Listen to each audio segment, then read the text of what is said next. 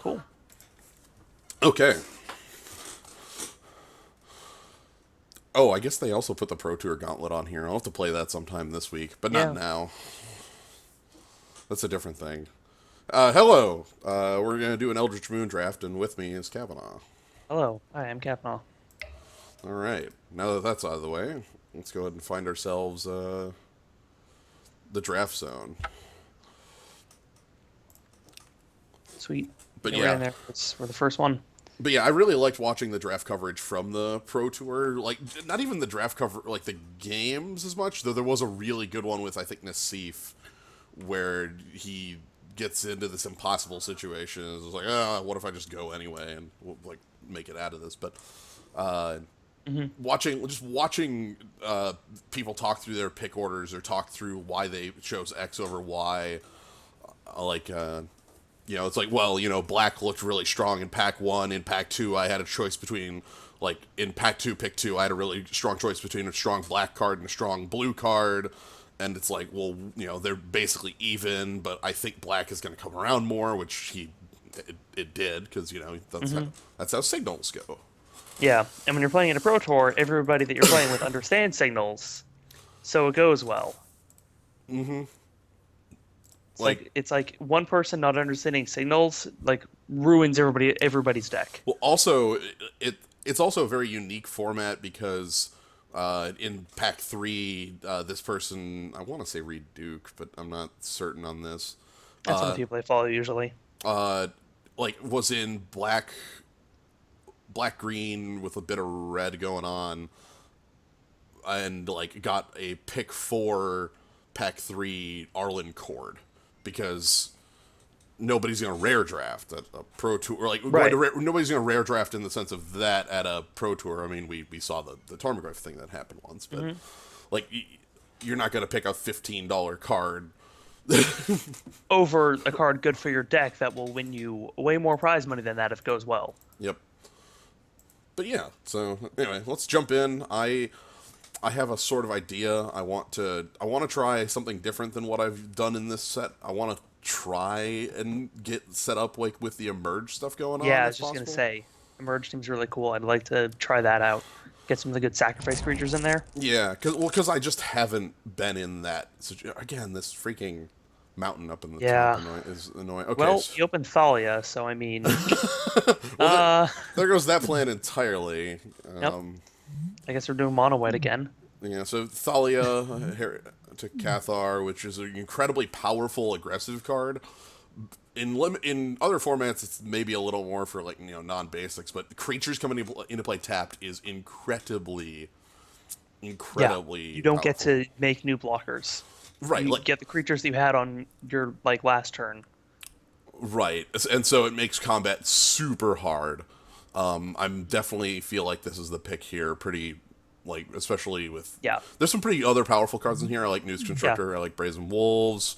Guys, the archive's a cool card. I don't know how powerful it is yet, but I mean, like, there's that starfish. Yeah, it's They like had a that. tap to scry, and yeah, It's like the same as the but Starfish. There's also like a Drag Under, which is like a mhm.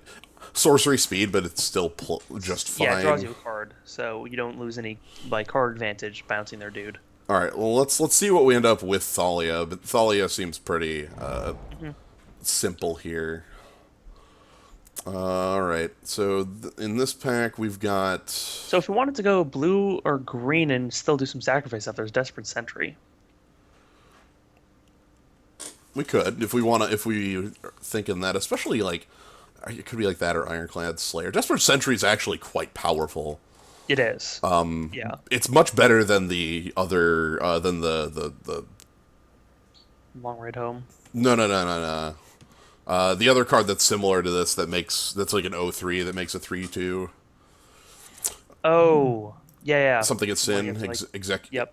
or Sin. Yeah. Yeah. There's also a similar card in blue that's an O2 that makes a 3/2 enter. Yeah, so Plus there's 4. there's some good black kind of going on here. Like this is a bit of expensive kill spell, but it's flat kill two things. Yeah. Certain death does its job. It costs 6 though. Olivia's Dragoon is pretty good. Mhm. But yeah, Let's stick with white for now. I want to, yeah. Let's stick with white, and if we get a signal of like a pick 4 or 5 emerge creature that looks powerful, like we could pick up we could pick up Ida the Horrid Swarm here, or we could pick up something like Enlightened Maniac or Drag Under, like Yeah. with blue looking. Enlightened Maniac is the card I was just talking about, but Enlightened Maniac is good. Um, hmm. I'm kind of wondering about like Drag Under. I don't know if that's a That's a like question. would I want to be like the front foot aggressive deck where I just bounce your blocker and then it comes back tapped because Thalia exists? Man, that's not bad actually. I mean that's a plan. I kind of like that over Enlightened Maniac, just as Enlightened Maniac is 4. Yeah. And picking up a 4 drop like that when we don't know like that, it's a fine card.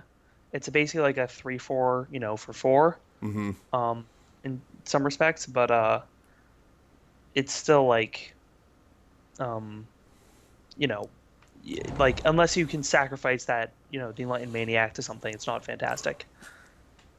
Ooh, okay. Well, that's a really easy pick. Yeah, I'm glad white is obviously here. Like we even have Yeah. like good pikers, which are things that I kind of want to have. I like There are having 3 good Guardian. 2 drops here in Yeah. white. So Good to know there's that a white man in. white is definitely open, and also blue still has Yeah, 2 cards. has I some would good stuff here. like Chilling Grasp again in an aggressive deck that's trying to use Thalia. Like that's what 3 turns of a creature staying tapped because it's just like get out of here, get out of here, get out of here. Like, A man and his dog is here. yeah, we got a man and his dog, and then we have other dogs, and we have Wild Dog. Yep, But yeah, season dog. this is super. That's primo. It's a primo card. Yeah. Yeah, we'll go ahead and use that, and let's see what we get on next pack here for 5. Eldritch Evolution, Uvenvald Captive, Ida the Horrid Swarm. Green looks mighty open. Green looks there. Green looks very there. I think Captive is one of the more powerful cards in the pack, right? Yeah, Just as a 2-mana bear, or not bear, 2-mana ramp spell. That can become like a 4/6 that ramps you further, but you probably don't need that because you're on 7. It's either that or Ida the Horrid Swarm, but I don't really see us being there yet. I mean, we could take Ida the Horrid Swarm and then just kind of go for it, but I get the feeling we'll see more of those. I'm gonna speculatively pick the captive first because this card is like the strength of this card isn't like for one, mana dorks have gotten worse and worse over time, and on the front side this is a pretty kind of garbage mana dork, but the fact that it has a backside is what makes it very powerful. Right. If it just stopped at, tap that green, it'd be like, wow, this is garbage. Oh, wow. Or do we want... I don't. That's a tough one. I feel like we can safely take a white card here. Like, do you want the Donger for flying or the Guardian as a 2-drop? Right, and that's kind of the question. the question here. And then like Haunted, the Tattered Haunter would be going in on kind of like the blue-white aggressive plan. Right. I think we can take Guardian programs pretty safely. Yeah. Kind of want that Tattered Haunter, but we'll let it go. All right, another different century. Maybe we can actually do this emerge thing after all. Yeah. Let's see how it plays out. I'm happy to have these regardless, just because like the 3/2 body is quite something. Yeah. Get that goat. Come on. Come on, goat. Come on, Come on, please. goat. What are you doing? It's just like, meh. Come on, we need to go. This baby goat that's in the art of God, what was that Therese Nielsen illustration from Avacyn Restored? That like enchantment that let you find other like matching things. I'm just gonna grab Lunarch Mantle here. Yeah, Woodcutter's Grit also isn't terrible. I'm not a huge fan of that as tricks Yeah. because there's so many other tricks in the format. Fair enough. like, not a big fan of the Lunarch mantle, though it showed its stuff last time we were Yeah. hanging around in this format. All right, coming back Looking around. Patrol is quality card. Yeah, Um, that's definitely playable as heck. Spontaneous Mutation, not so much. Faith Rare Paladin, I don't like on the curve. I'm fine picking up the Patrol. yeah. All right. Well, Thalia makes creatures enter the battlefield tapped. Yes. Makes Fogwalker basically work. We have this weird thing where we could both go, like, Yeah, we're kind of even blue and green right now. okay, Grapple's actually fine. Yeah. Okay, we Those- got. Okay, it looks like green is going to be more open. Right. Some last green. Yeah, sorry. The Thalia first strike. Ooh. Hey, okay, maybe yeah, we just go for green, huh? Also, like Sigardan Priest, but less Alliance too. Hmm. Those are some questions, huh? Yeah. Because Like Blessed Alliance is ultra good. right. Like this is hyper combat trick. Like sack your worst attacker, and then And then I just have my best blockers back. right. Sigardan Priest It's is just tap it like a tapper. Like, that may just be the best card on the back. 3/3 flash with your werewolves get +3/+0. What's our one thing below the cup, by the way? It's a man and dog. Another wolf and another man and his dog. Cool.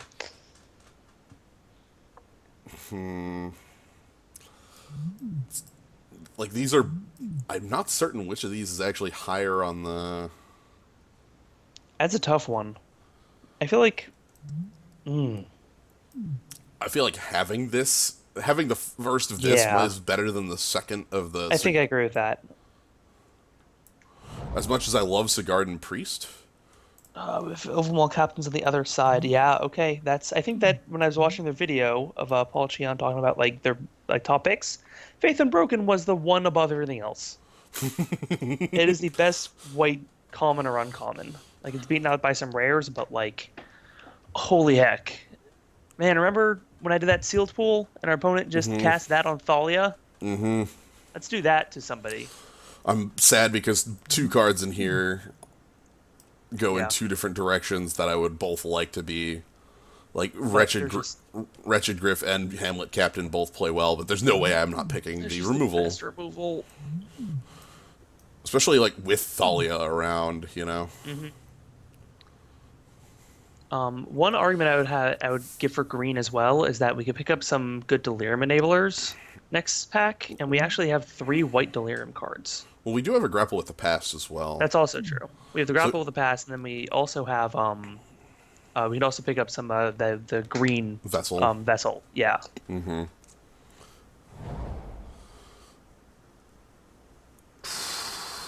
Splendid reclamation.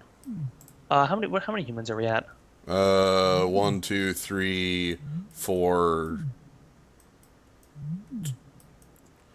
5. humans? 5 with the Five control. humans. Okay. Is there anything else we would want in here though? Pick up if Like, I wanted a Vexing Scuttler, which would basically only pick up Dragunder or Blessed Alliance at the Mo. if you want to look more blue, there's Ingenious Scab.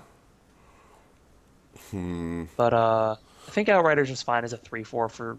Well, I think we're gonna get more humans too. This is literally Yeah, fair enough. 17 here, so Fair enough. Yeah, so it will probably hit with it. So yeah, that seems like a good pickup. I love this crab. It's a really good crab. Like I found a pirate ship, and This is my shell now. this is mine. I took it. Oh, also like Vidillion Pack Outcast is a cool card. Yeah, that card kind of wrecks face. Oh, Sigarda. Okay, yep. There's a card here that we want to take that says Sigarda on it, and there's one that we absolutely do not. Yep. Well, Well, I don't know. Sigarda's Aid kind of like... Or wait. let's see. Auras and Oh, equipment.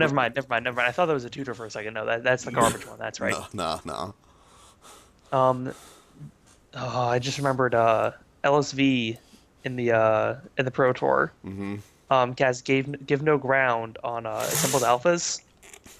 You lose the game. I block all your creatures. You take 21 damage from blocks. I don't even deal damage yet. You just take it. Yeah, we're not having combat damage. Yeah, Sigarda Priest is. You can't see, but I'm giving a okay sign. It's super great. But yeah, I'm happy to have more Sigardan Priests. It's more humans, too, for the Outrider. Everyone here would want the Survivalists. Late Abundant Maw, another Dragunder. Another Desperate Sentry. Another Desperate Sentry. How desperate Sentry do we want to be? I don't know. So Subverter's a cool card, but it's not what we want because we don't have any bombs that could use it. Right. It's that matter to, like going more into blue with Fogwalker or Dragunder. Right. But I don't know if we want to do that because it seems like we may be leaning more towards green and deck style. Right, like the blue is a bunch of tempo cards, which is still fine to have, but like... Right. But like a lot of our cards are also like human synergy type things. God, how many Desperate Sentries is too many? I think if we can get Delirium reliably enough, then it's really good. Then like, yeah, any number isn't too many. Of course, we also go the other way right now and take Tattered Haunter because there's not much. Or we either go Guardians of Pilgrims and stay on plan, or we take Tattered Haunter and switch over to blue-white. Nah, I'm gonna take Guardian here. Yeah. I almost suggested taking the Scarecrow just as a way to get an artifact, but ooh, that's good. One Aether Swarm, if you don't have like a plan for it, is still fine. We do, so we can. And just... we do have a plan for it. So I mean, yeah, we're good. Also, like Steadfast Cathar is a 2-drop I could pick, but right now I'm not feeling like I need another. Right, we're kind of good on 2s, and I don't know if we really want to go like mono white aggro again. From the look of the deck, we probably could if we really win it on it, but right. Crossroads Consecrator, Spectral Reserves. That seems fine, I guess. Not really, but you know, what else is there? Right.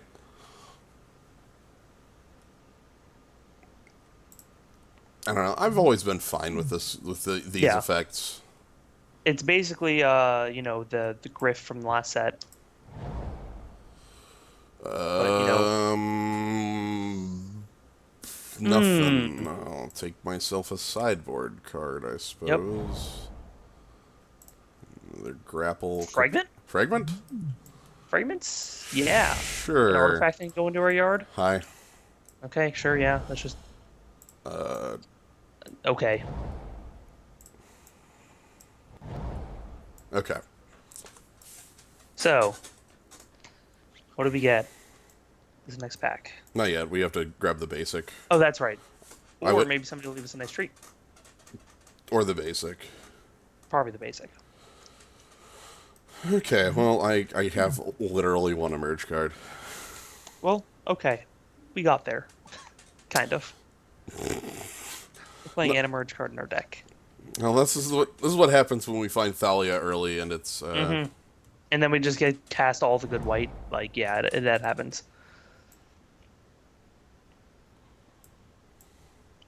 Hero Mountain.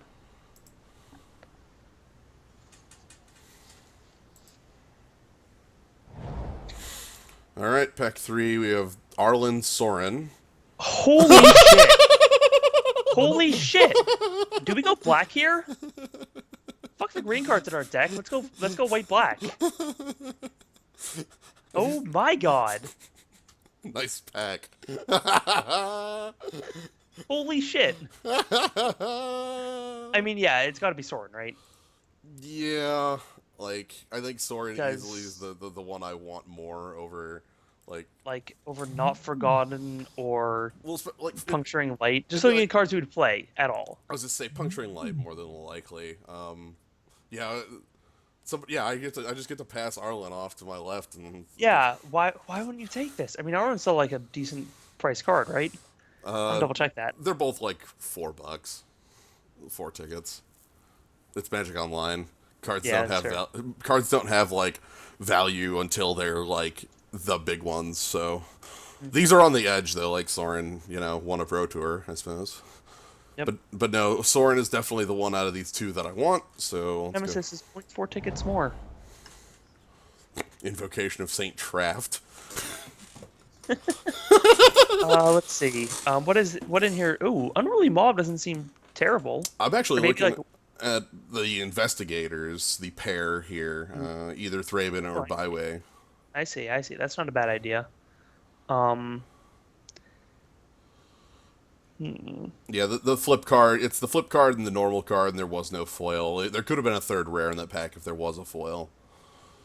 Like, I don't know if it's too early to, like, grab on Thraben Inspector. Right. I mean, Threat Inspector is not bad on its own.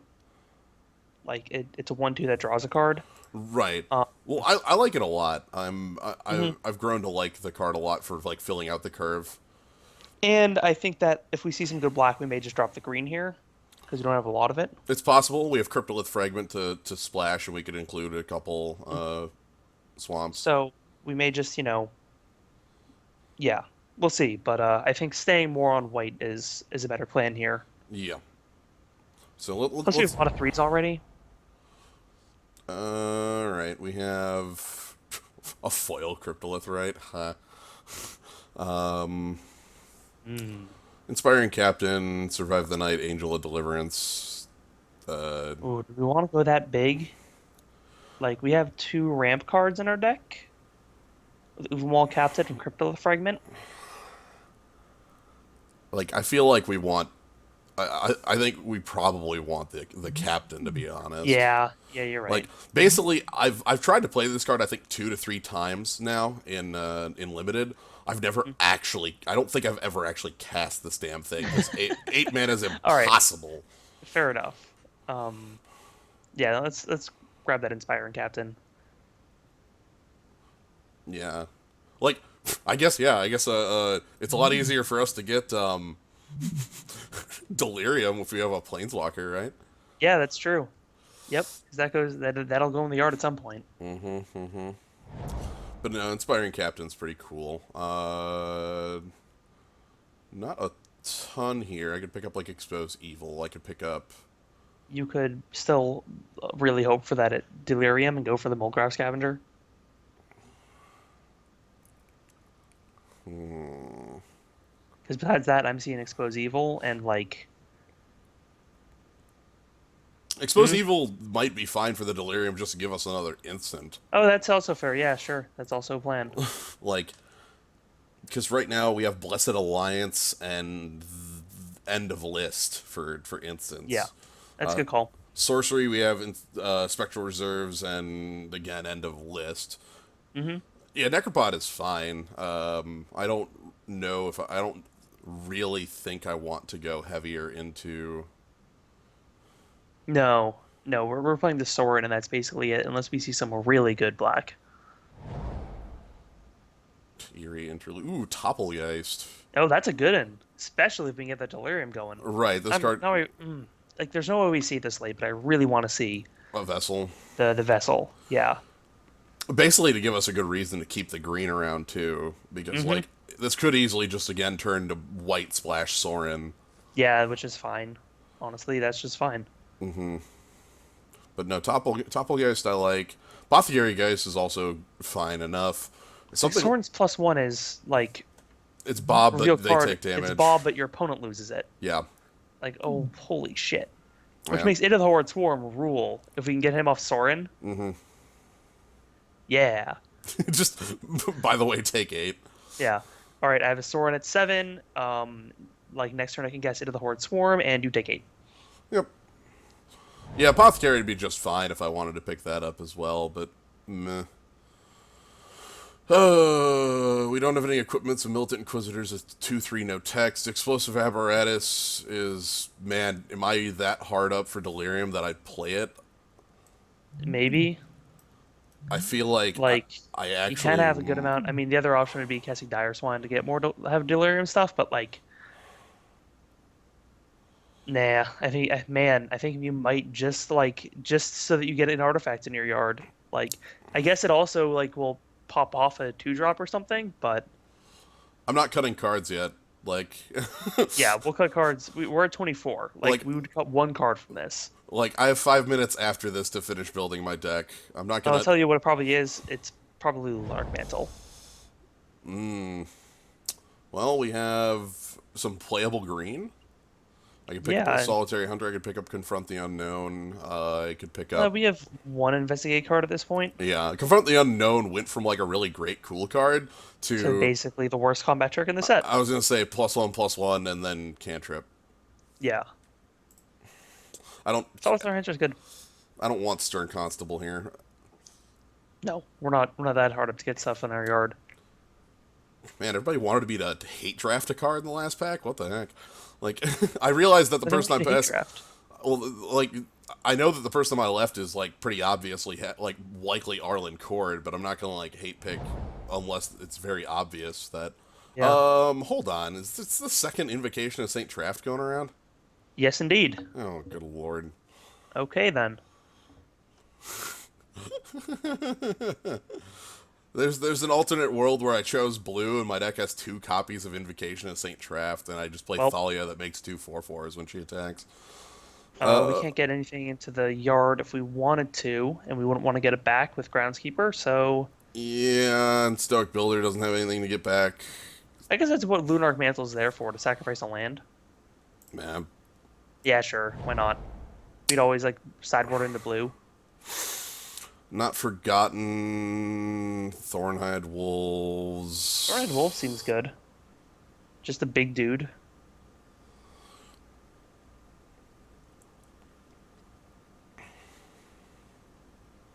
Maybe like Shard of Broken Glass. Like, am I that desperate to get... I don't think you're that desperate. You're desperate enough to take the explosive apparatus, and let's just leave it at that. I guess Thornhide Wolves is like Here's my idea. just like or sorcery off Not Forgotten. Yeah, I'm going to take Not Forgotten here, and the idea there is... or I'm not going to take the Not Forgotten because it gave me a swamp. That's an interesting... Okay. That's interesting. Great. Thanks, Matt. Especially it's great that they put the the land first. So you make sure they take that one. Anyway, I guess Unruly Mob seems like a okay fit for the deck. I'm a bit sad about that because Not Forgotten is a card that can recur like Sorin.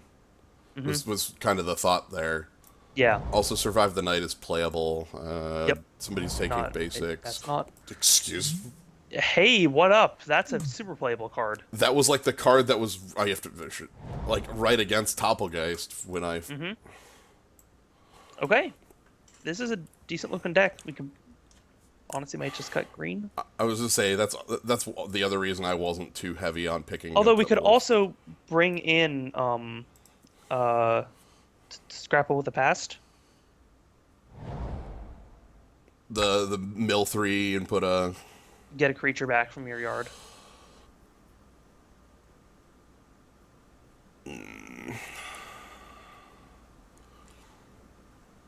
I'm thinking near mono white is fine. Yeah, that's. Oh, Into the Horde Storm is also a green card. Technically, I don't think we ever want to cast that for. I'm aware that Okay. it hasn't been removed yet for for reasons. Fair enough. Fair enough. Like, if I go green, it would be like Solitary Hunter, Woodland Patrol, Uvenwald Captive, Grapple with the Past, and Into the Horde Sworn. Mm-hmm. And what will we take out of white? Because now we need to cut 7 cards. Right, like... I'm looking at the 2 drops right now. Yeah. Unruly Mob can probably come out. Yeah.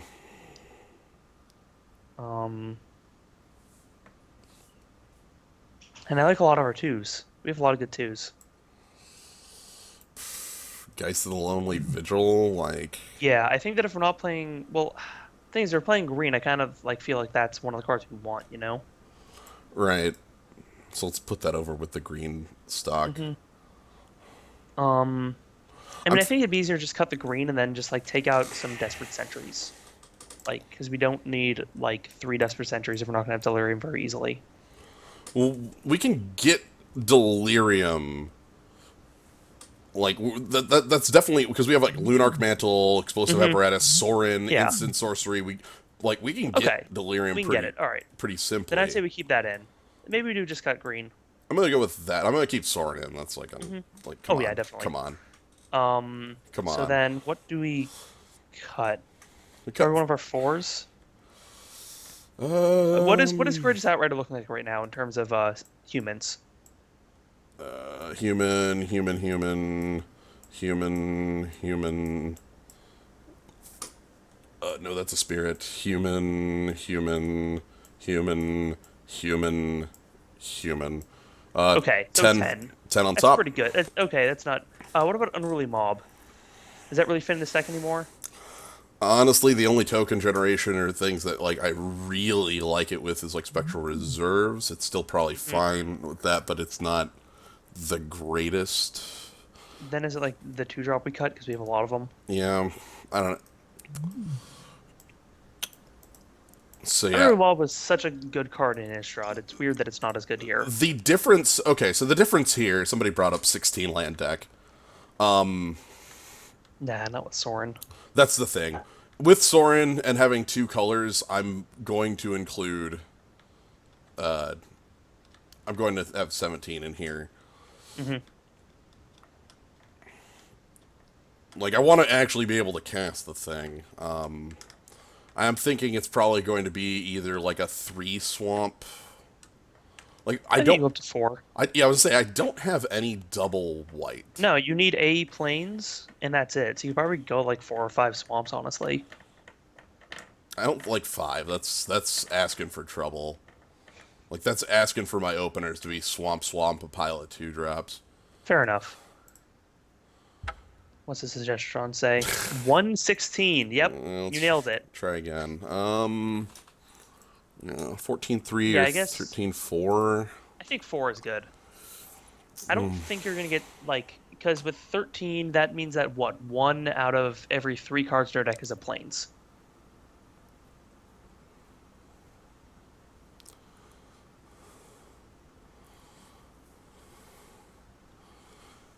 Yeah.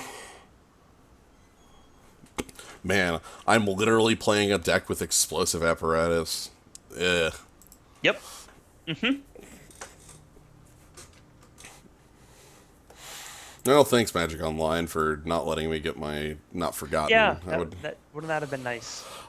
I'm. See, that card would have been Fringe. Like, yeah, Oh yeah. literally the entire reason I would have played it is because it has, like, recurring Soren sort of thing. It's not a great Mm-hmm. card. It's not a good card. It's not even, like, close. Let's submit before it does something stupid to us. Yep. Agreed. Well, good old double Planeswalker is a pretty... Yeah, that was a That's a man. silly... that's a One silly... of those packs you love to see when you're just cracking packs, but in a draft it's like no. I was sitting next to a friend at a... Oh, God, what was the format? M10 or M11 draft? Yeah. Oh, boy. Are we in the player draw? We're on the draw. Our opponent got to choose to keep first, so... yeah, chooses to play first. Oh boy. One land makes this super fine 2 land... Like, this gets basically worlds better as I draw additional lands. Man, if only we can investigate off 1 land. God. Right. That'd make this so easy. But, 2 draw... Because I'm 17 lands, I'll keep. okay. All right, fair enough. This is Fringe, by the way. Like, this is a little... I'm not the greatest. Our odds are not perfect. Whatever, let's start things off. And we can even Guardian of Pilgrims for value here. Yeah, come on, play your... Yeah, can attack into that whatever. Yeah, I'll play Cathar into that, then.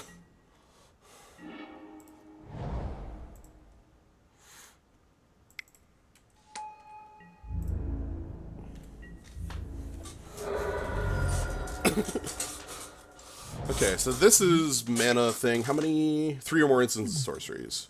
Yeah, Yo, nice. that's not bad. I can attack into it, though. Yeah, we can attack with both our creatures into their board. Nice. Nice. So they can double block. And kill one of our things? I'm okay with that, Yeah. because it's fine. still a 1-for-1. Mm-hmm. Like Piker trades up, killing Yeah. Or Exultant. maybe you kill the Curious Homunculus. I'm more likely to kill the Curious Homunculus if a Okay, they're block just was given there. yeah. The thing with Because like the thing with the cultist is that this now allows for some like really yeah, that's obscene, true. like wretched They griff can shows up. like yep, and they draw two cards off that. That's a bit nasty. Exultant cultist can attack, and I won't block, so that's free. Mm-hmm. But who knows if they want to risk that? The difference between 8/4s and Swiss is the payouts. Like, and the payouts and how many games you end up playing is really the biggest differences there. Oh, is this? Are you Elder Deep Fiending me? No, okay, you're just gonna nibble. Watching too much Standard. Yeah. I'm just like, oh god, he's gonna sack the cultist Elder Deep Fiend, and I'm just gonna. Stepping down the Cather, right? Yeah. Yeah. So. Yeah, that's fine. Like a land. Nice. You just want to. You could either guard. You can guard. Oh yeah, we could Guardian of Pilgrims on the Guardian of Pilgrims and then attack in, Yes. or you Or I could Guardian of break Pilgrims on Outrider. the. I could Guardian of Pilgrims on the Thraben Inspector and attack in with both. That's not a bad idea actually.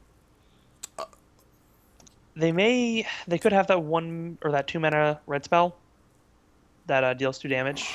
I'm trying to remember what it's called, but I'm fine with doing this because it gets me the clue. it gets you the clue pop. Yeah, the Swiss is better because you'll get to play more games. So if that's what you're looking to do is try to play more. Chances are when I start doing drafts of this, I'll probably do some Swisses to start out, just so because I don't have infinite value.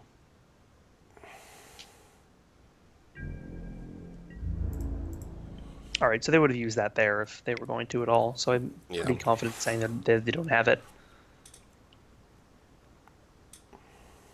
I'm fine with like allowing them to trade Exultant Cultist off here. I want their board lessened because I can make some.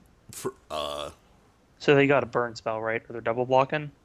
I will accept this double block I'll for like. take that. Yeah. Okay. They realized how shitty that was for them, and they I was just saying. pulled back on it. I was gonna say my Thraben Inspector trades for a 2-drop and a 3-drop. Like, Yeah. Cool. Thanks, bud. That's thumbs up there. I would take that in a heartbeat.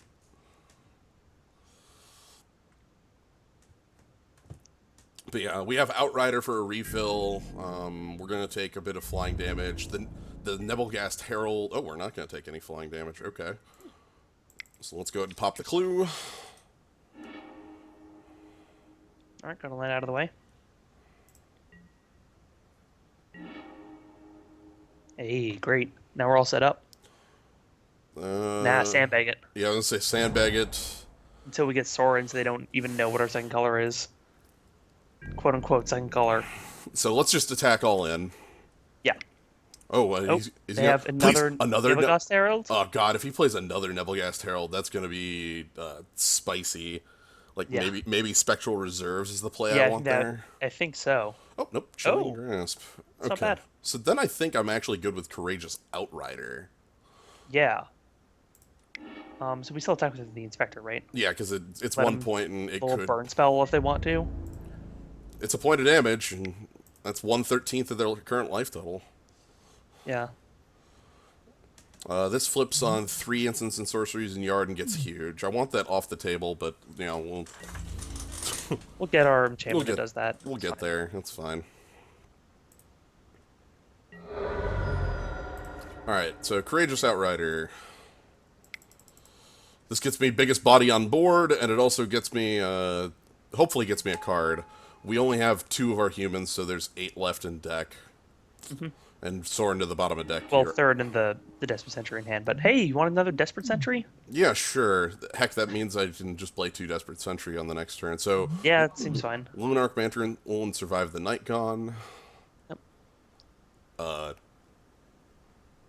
Is this lying to me? I don't know. Why did that lie to me? Okay, I don't know. I don't know.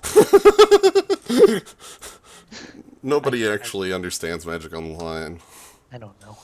We kind of have no removal. That's not true. We have 2 Sigardan Priests, and we Hmm. have Sorin, and we have the Faith Unbroken. We have a lot of, like, we have, and we have Blessed Alliance. Like, we actually have a pretty sizable set of removal.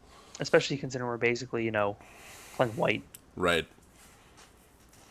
I was really hoping to see the Angelic Purge. Did our opponent, yeah, their opponent just Chilling Grasp, and that was it. Like, Yep.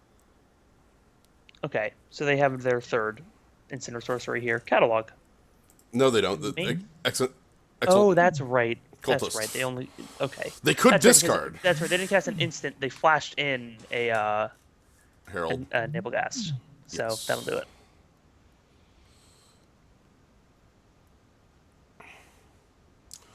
Alright. I like getting some Desperate Sentries down. It's still going to be a little while till we get to Delirium. Oh, they did discard a instant and sorcery, so this will flip on their next turn. That's kind of hilarious because, like, discarding Shreds of Sanity is like... Yeah, that's the one you want. Right. Like that's get back 2 cards. And when you can storm off with that, like that must. Do you think that means that they'd have no others in hand? I think that is likely that they don't have any instants and sorceries in their hand. Hey, let's show them what we got. I think... Do we just blast Curious Homunculus for one? Think so. Yeah. And then like we just. I mean, I guess we can't even block the Nibelgast, so we just kind of go for it. Yeah. Well, let's Let's attack first.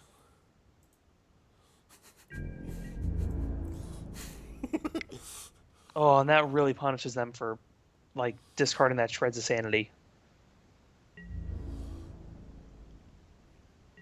Excuse? Oh my god. Oh my god. Please. Please. What, are they double striking, or are they gonna... Like, there's... I don't believe they have a Convolute up. I don't believe you. Oh, sweet. I traded 1 for 1 with Abandoned Reason? Wait. I mean, sorry, 1 for 0? Nice. That rules? That was a 1-for-1. Oh, right, because Servant Inspector, It gets didn't me... cast any cards. Right, it cost me 0. It's a 3-mana 1/2 that drew you a card on into the battlefield. Yeah, I was gonna say, I highly doubt they have a counterspell. So they did have another instant or sorcery in hand. Which means that whole theory that was the only one they had goes completely out the window. So, minus X to you, remove 1 loyalty counter. Yikes. I don't even care if it dies or something. Like, it's already 1 for 1 removal. Mm-hmm. And it will gain you more life because they'll have to attack into it. Yeah, I don't understand why they discarded Shreds over Abandoned Reason. And then it goes into your yard, and you're 3/4 of the way to Delirium, and with 2 Desperate Sentries in hand. Also, Spectral Reserves... Well, that's what I mean. Yeah. That'll get you 3/4 of the way there. Yeah. But you'll also need an instant. But Well, thank you, Soren. Soren just shows up and it was like, no! You, stop reading books! stop reading. Put those books down. Don't you know they're illegal? Alright, what's your... Honestly, like, Soren -1 to kill off the Nebelgast Herald is also... Yeah, that also just seems fine. Like we don't need to start drawing cards yet. We still got 3 live cards in hand. Yeah. But then again, here we go. Here we go. Yeah. All So right. that gets back Shreds of Sanity, right? That's gotta, right? Like, well, the thing is, Shreds of Sanity gets back a sorcery in instant. Like, it's all instants down here. He's getting back catalog. Fair enough. Yeah, fair enough. All right, so here's the next question. Is it worth just slamming Soren down to like going in, letting a block happen, and then like slamming down Vexing Scuttler? I don't think. Well, actually, I could Just attack the Courageous Outrider. do that.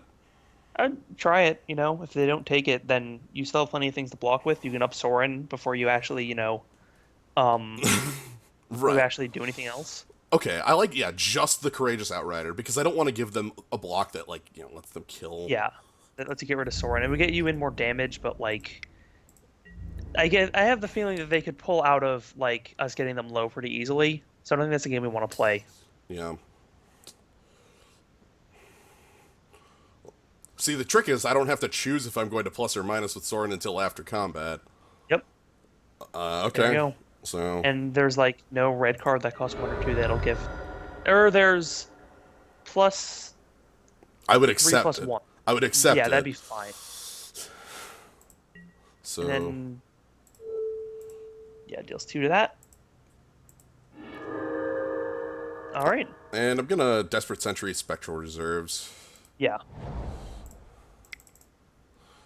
Spectral Reserves gets me flying blockers. Gives you a bit more of a life cushion. Yeah. I don't believe in Rush of Adrenaline. Okay, they are in desperation mode. They tap their islands down way too far.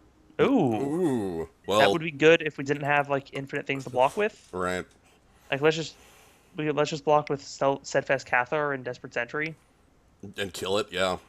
Yeah, and just kill it, and then we get a 3/2. It's not attacking, I don't think. No, yeah, All right. they need to defend. All right. Yeah, come on, let's get him with it. Planes. Wow, it's 3rd planes in a row. So I just attack with a spirit token, or two. I'm sorry, both spirit tokens. Like, Yeah, I think that's right.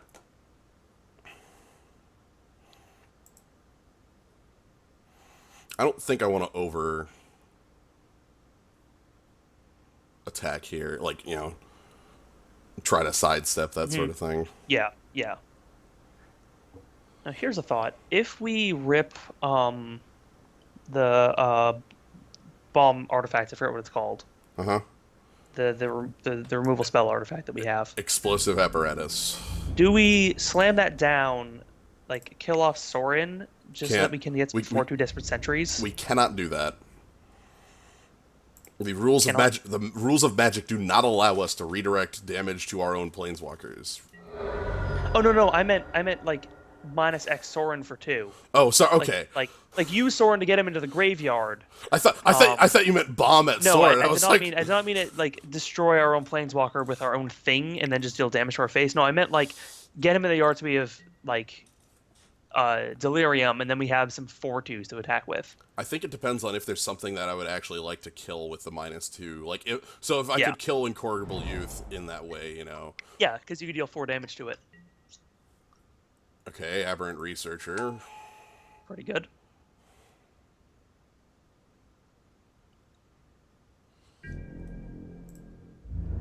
Thing I both like and dislike about Aberrant Researcher is that it's playable on its face. Like, the cool thing about Delver was that it was not just playable as without being able to flip it. That's a lot of lands in a row. You could just... Do you want a plus Soren here? I think so. And then, like, next turn, we can minus to kill Aberrant Researcher. Yeah. And I have chump blockers if the Researcher is attacking. And it gets huge or something like that. Wow.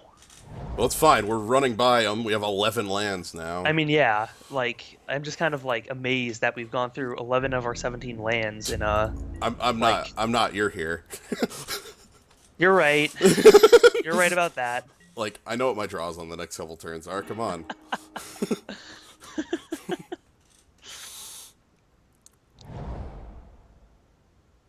Like, our opponent has drawn something like 8 cards on the game, and they have, they've missed land. Okay, Rise from the Tides. That's pretty good. Uh-huh. It's not bad. I can see why they're playing Swords of Sanity. Mm-hmm.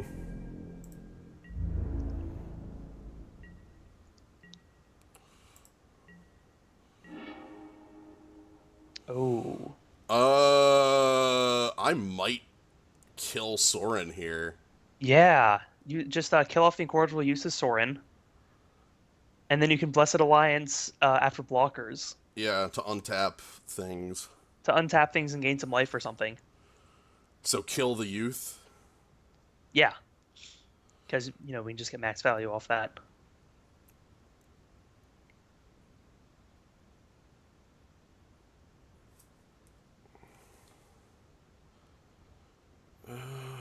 I'm just thinking... Yeah. Or do we just deal 3 damage to their face? Can't. If this could have gone to... Just creature? Creature or planeswalker. If this could have gone to the face... We would have gone to the face a long time ago. I need Sorin in the yard to go for lethal. Yes. Because I need to be able to trigger Desperate Sentries to get them 4 power. And, like, Sorin already dug us through infinite lands and is killing its 3rd creature of the game. Like... That's actually... Burnhead, that's, like, sort of untrue. I only have, like, a couple blocked. Ooh, what's their final card in hand? I mean, if they can keep it alive, it still doesn't really matter. Sure. Alright. It's fine. Like, fucking... You still die. They swapped. What happened? God, I can't, like... Oh, I really wish Magic would fix that bug where they keep, like, putting creatures in the wrong places. It's so weird. It's been like that since beta.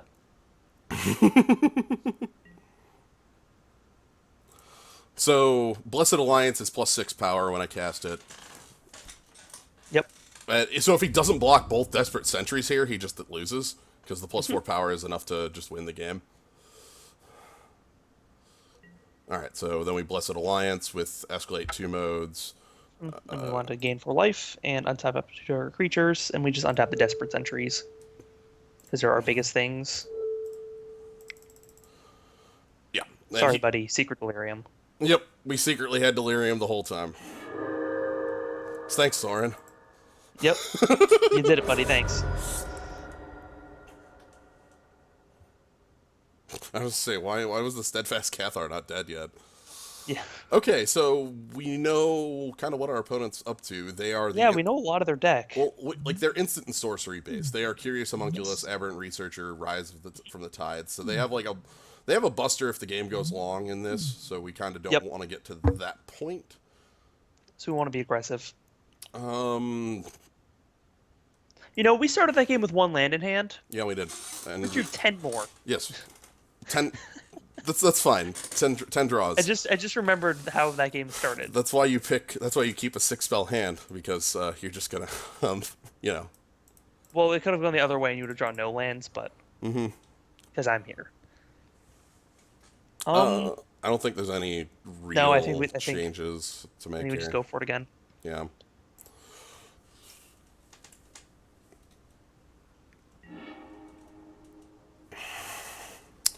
I see Thraben Inspector 2 lands.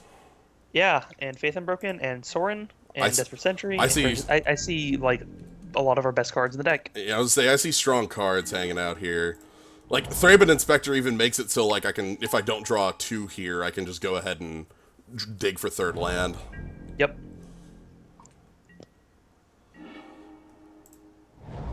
I think we probably still dig for 3rd land. I think we want 3rd land more than we want to just like go aggressive here.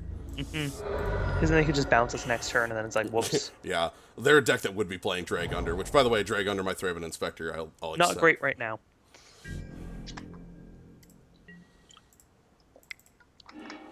Perfect. Great. Would you like to tap my Thraben Inspector? No. All right. And we got the swamp. We're getting there. I'm going to do it this way in case I want to survive the night in mid-combat. Yep. Which, like, I don't know why that would happen, but... Yeah, it's very doubtful. Also, like, it seems a lot easier for this hand to get Delirium going.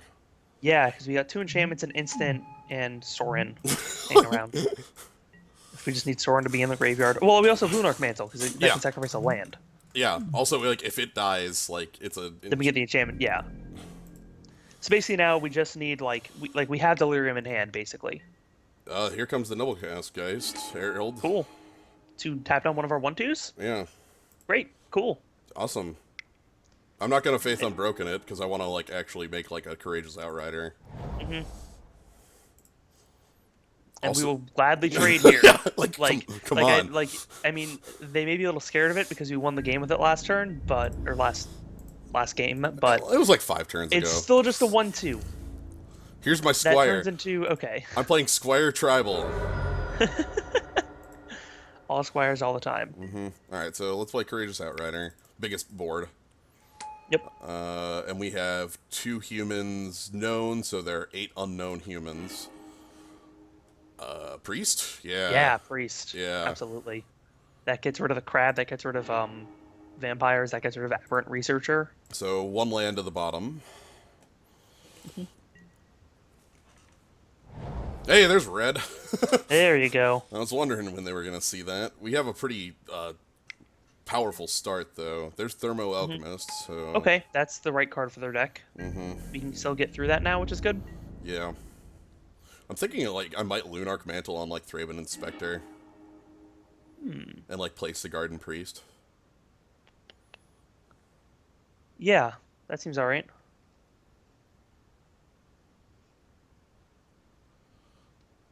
Because yeah, let's just get him with 2 of our creatures.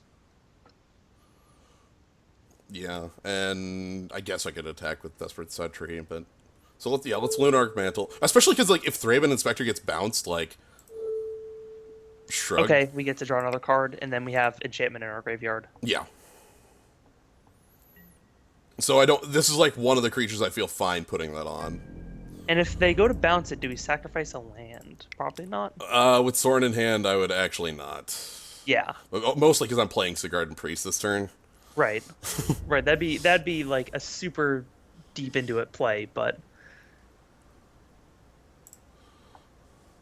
okay, it looks like they're just jumping for for life. That's kind of weird. I thought there was... Yeah. Like, on one hand, I thought there was going to be a trick there, but on the other, I don't think there could be on double blue. Like... Right. There could have been -X, -O. What Or -4, -O. Or is that 3? That's 2. Yeah. Jace's... Jace's ingenuity. Nah, that draws cards. Oh. Jace's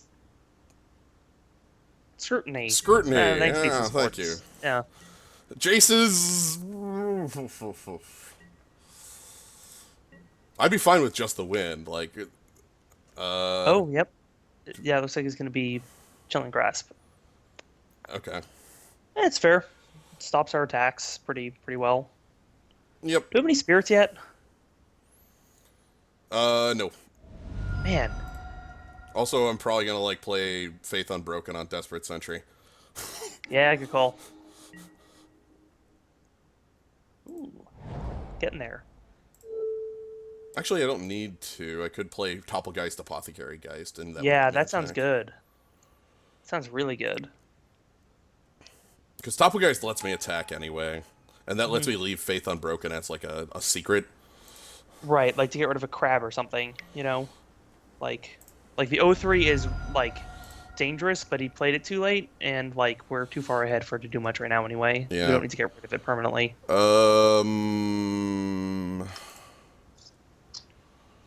There is a card he could have that would make attacking with Sigarden Priest look bad, but I don't believe in it. Yeah. It's what, like... If he has it, I'm fine with the trade. I'm fine with... The reason is I'm fine with the trade. Dual shot. That's not enough. That just kills off the Topplegeist and is 1 damage to the Sigarden Priest. Yeah. So it lets him block 1 of the points of damage. Anyway. Now we can't gain 2 life off Apothecary Geist. I think I'm still playing Apothecary Geist here. No, but we don't get the 2 life or 3 life. It's 3 life, not just 2. Yeah. I'm fine with him burning. See, we were never, though. Like, we were absolutely never gaining the life to it. Like... Yeah, we could have survived and I completely negated that, but that's not really worth it. No. The thing is, I would have liked Survive had it been enough to beat the Thermo Alchemist in combat. Like, that would have been my play if it would have been enough power to. But I like just building my board. My opponent showed no way of actually dealing with this. Like, and even if somehow he had a Wrath, I still have Desperate Sentry down, and Sorin comes down in 1 land. So they had a cool deck, but they had too many do-nothing cards. I think this is the kind of card you want more of. Like, this is the defender. Right, totally. But, like, you know, they had they had some good value cards, but, like, they had a bunch of catalog type effects, you know, like a lot of, like, tap stuff, a lot of draw stuff, a lot of get stuff back. That's like, if you go off, it's nuts. But, like, what are you going off for with that? Savage Alliance wouldn't even be good enough. Like, it would kill one creature I control. Because, like, one damage and then two to another. Like, there really wasn't anything. I don't believe there was a card they could have drawn outside of, like, what, Nahiri's Wrath, discard my hand? Like, which, yeah, okay, then I untap, play Sorin. The cool thing with this actual setup is I'm live on every draw. Yeah. Oh, also, I've made the mistake of not hitting, Oh, you cannot no longer return to data. Yeah, I can't get out of the game anymore. At all. You still can see the game.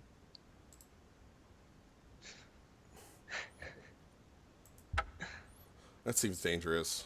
Yeah, that's a risk. That seems like a good way for Magic Online to just throw me the hell out of this draft. You can restart Magic Online. That might do it. Can't I hit what arrow? Oh, like the... Oh! What the hell? That has a function? Huh. I thought it was just untap. Like, the function is game details? Okay. Thanks, Worth. I don't understand. Whatever. Look, I don't believe that they have a UI UX designer. No, they don't. I think they have some engineers that are about as good at UI UX as I am, which is to say serviceable enough. Yeah. Oh, there's only one game left going, so. Nice. So we're almost out of this already. That's good. But yeah, I'm quite happy with this one. It's it's not exactly what I was hoping for going in, but you have to go with the flow of the draft, you know? You can't force something and hope it works. Mm-hmm. That only works in like Avacyn Restored? Yeah. Where like you just force green blue and it works. Mm-hmm. Who was it that Morrow always I think he would always force Esper in Shard's draft. Which, like, on the one hand, meant that everybody around him knew they should not draft Shards because he's going to force it. Which meant that it kind of made problems testing it with him because it's like, that like we kind of need you to draft like a normal person, right? And he's like, but I want to play this one. But like he apparently doesn't do that every set. It's just that one set he does it. That's strange. Oh, I never finished my story from before when we opened Sorin and Arlen Cord. So there was a draft I did. I want to say it was M10. Let me look up. Yeah, it was M10, and my opponent, or not my, one of the players on, the player on my right, I believe, yeah, the player right next to me, opens up their pack 1, chuckles a bunch, like, slams a card down and passes their pack to me, and this is pick 1, pack 1. I open up the pack, and I see a foil Garruk Wildspeaker staring at me. Yo! I'm just like, I look over and I'm like, what the hell did you pick? And he must have picked, he picked... M10. There's about one card. There's like maybe 2 or 3 cards. Oh, so it was another Planeswalker. Because Garruk Wildspeaker is the best Planeswalker in the set. Right. Which means... I'm trying to remember... Let me just... I just need to look at the list of mythics in M10. Do you know which card was... Second. Do you know which card had a higher monetary value than foil Garruk from the set? How about that? Oh, probably Baneslayer Angel. Uh-huh. Yeah, so he opened a Baneslayer with a foil Garruk. And, like, just was, like, laughing his head off as he passes the foil Garruk. And afterwards, talking to him, I'm like, what did you actually, like, pick there? The only card I could think of was, like, Baneslayer. And he's like, shows me the Baneslayer. I'm like, oh, okay, yeah. Because it was like a $45, $50 card at the time.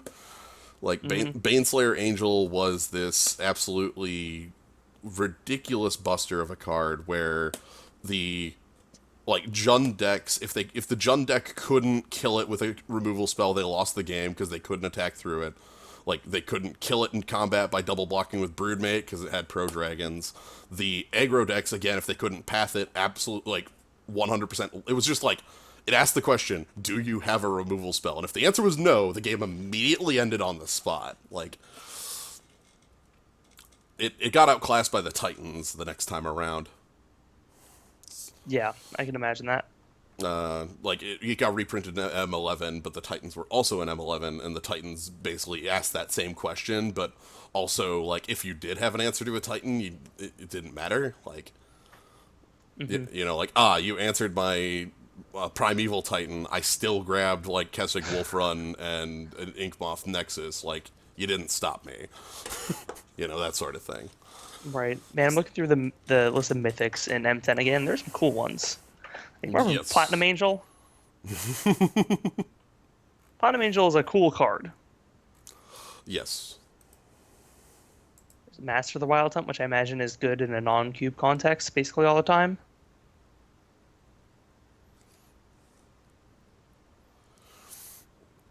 What was the other,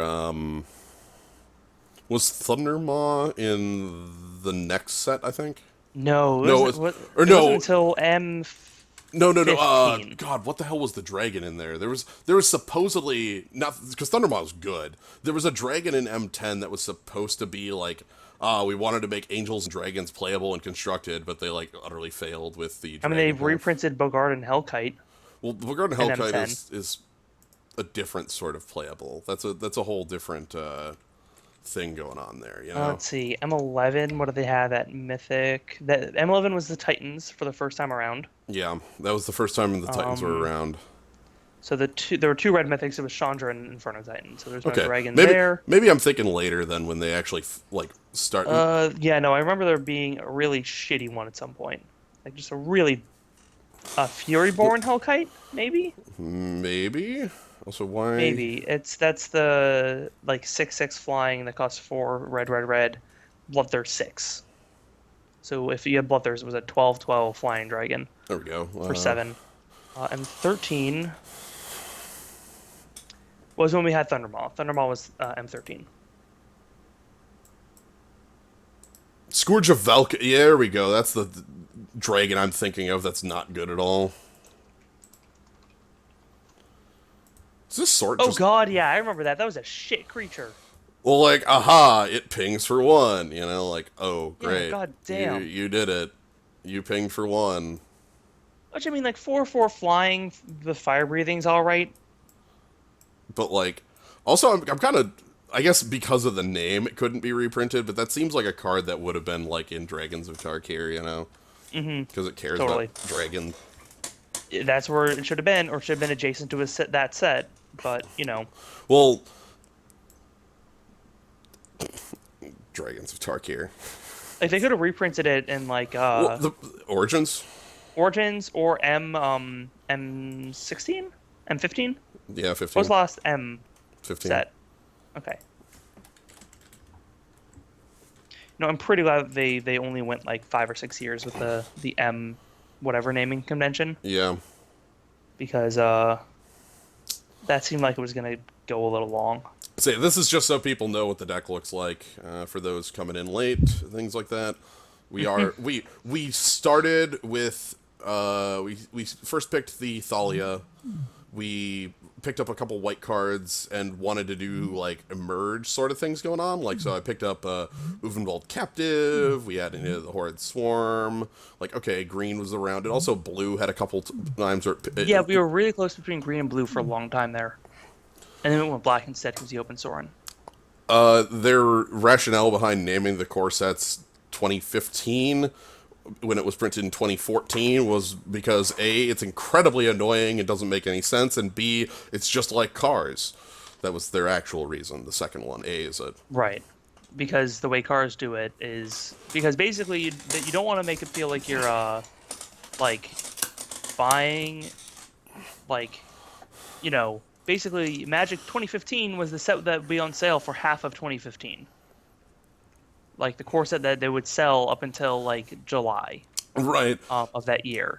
So they didn't want people to go into the store and feel like they were buying an old set.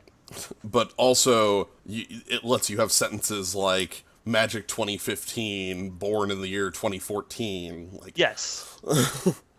Which is why I usually go with just like the M15 or whatever. And man, like if they just waited one more year, then it would wind up exactly with the edition that would have been. Because like the last yeah, like core set edition with tenth edition. So then they could have gone like, oh, M11 is just 11th edition. yeah, but they would have But done, instead, 11th edition if they didn't wait a year. yeah. So instead, you have the You have 10th edition and M10 back to back. yeah. Um, so you have the what 16th set of Magic the Gathering, Magic 2015, released in 2014. The 16th core set. Yeah, it's look, it's a bit funky.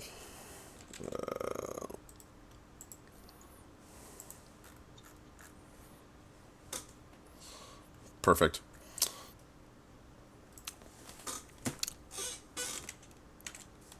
And I gotta be quite honest, like,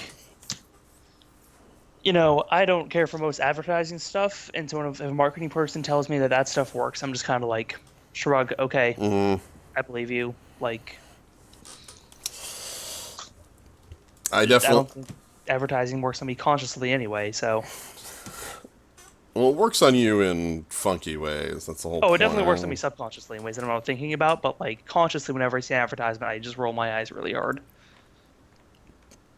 It's like I have a problem listening to podcasts that have advertisements in the middle of them. Like these are our sponsors for the week because I just like I cringe so much at it. It's weird. But I was listening to.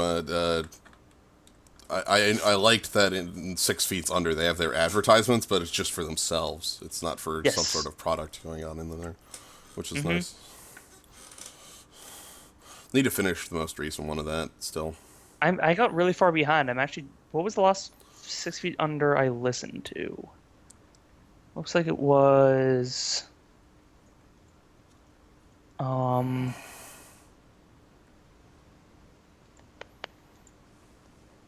God, how long ago was it? Sometime. Um Jesus, a long time ago. Oh, we are. Looks like it may have been, I think, may have been WoW Horizon Stinks. Okay, that's like 2 episodes ago though. So, or no, that's a little further back. Never mind. Or maybe it was the Final Devil. Okay, I think the last one I listened to was Our Most Physical Challenge Yet, and that was released last November. So, And it's also uh, hilarious. and that was episode 73, and the most recent one is 81. So yeah, I'm like 8 behind. Yeah. I'm listening to a lot of Friends at the Table. Oh, okay. I'm caught all caught up with that one. That's a really good one. It's like more serious than like 6 Feet Under or the Adventure Zone. Like it tends to have a bit more of an actual like narrative vibe to it. Okay. But that's a really fun one to listen to. Because like they have a lot of good framing for it. Like the DM Austin Walker often like starts an episode with a like a short like paragraph of speech. Um, where he just kind of lays out some of the fiction of the world and stuff like that. It's also much more of a tragedy than the other ones are because they often like get stuck in shitty situations, then they roll poorly and they can't get out of them. So like they have to make big sacrifices and bad things happen to them. So much less of a power fantasy sort of vibe than you get from 6 Feet Under. Right. All right. Anyway,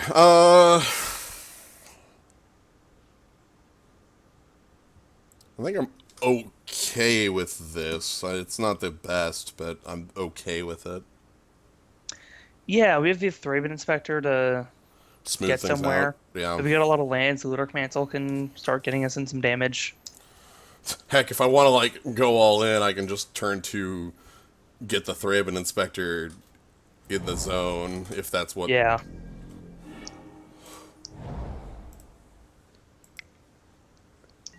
Depends on what they play, I think. Yeah. Red, huh? Interesting. Let me draw another land. I kind of want to just punch on in. Yeah, I think we just get it on up there. Like it gets it out of any of their burn range. It can still be angelic purged, or what's the 3 mana combat or the destroy target attacking or blocking with 3 or less power. One. The F Perpetuating Light. Yeah. Okay, so this race isn't going very well for us, but we can kind of Voltron up the Raven Inspector soon. Yeah.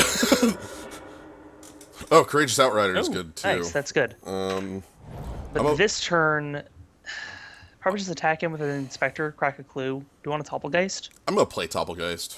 Okay. Just to get another thing down. Plus, then we can sort of spread around our enchantments so they're not, like, making one very, very nice-looking target. Right, if they have a single removal spell, like, we just, like, get trounced. Yep.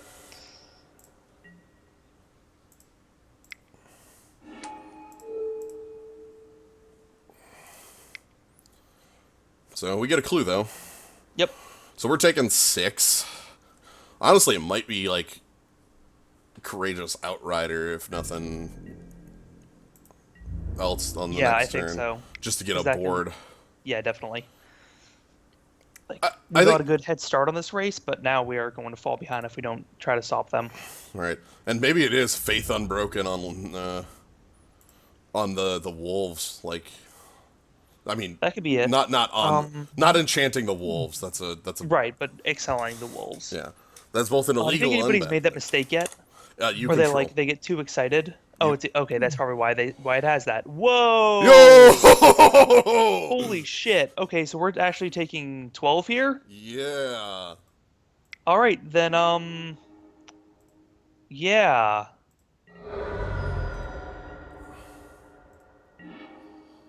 Yikes.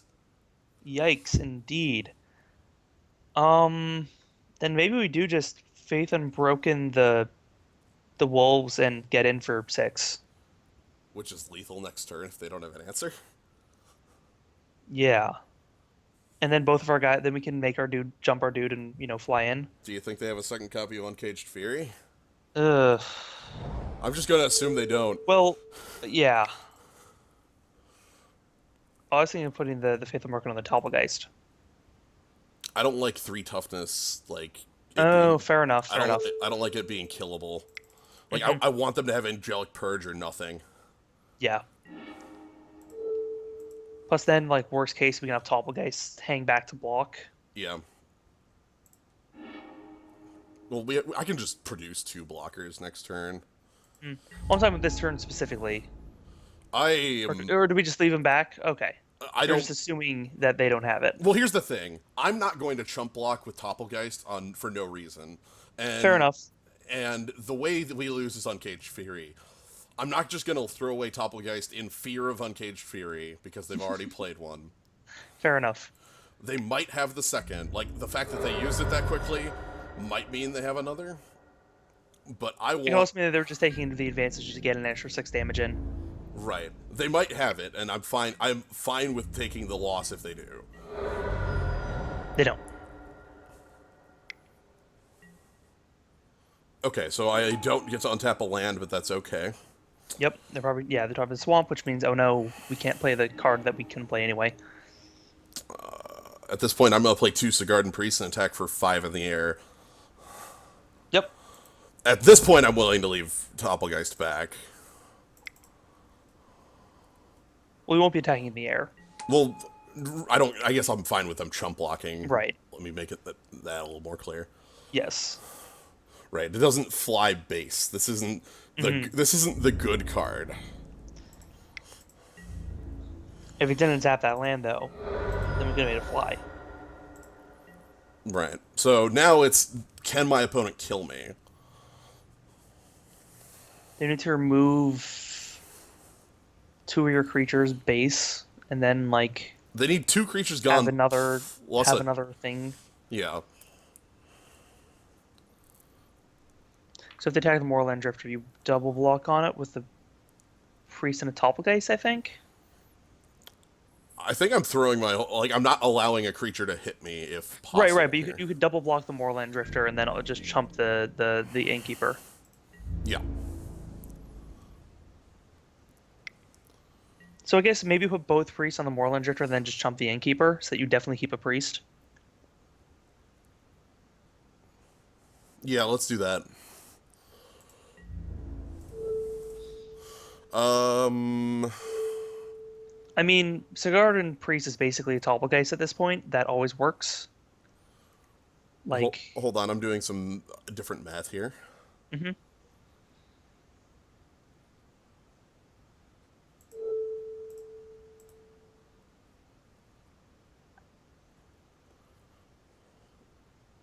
Okay. This is my attempt to play around the most possible combat tricks. I can't play around all combat tricks, but this is me playing around as many as possible. Okay. If they have, So I don't lose to Rush of Adrenaline, I don't lose to Savage Alliance, I don't lose to a couple, like there's a couple tricks I just don't flat lose to. I lose to multiple tricks if one of them gives trample. That's unavoidable, like just flat. mhm.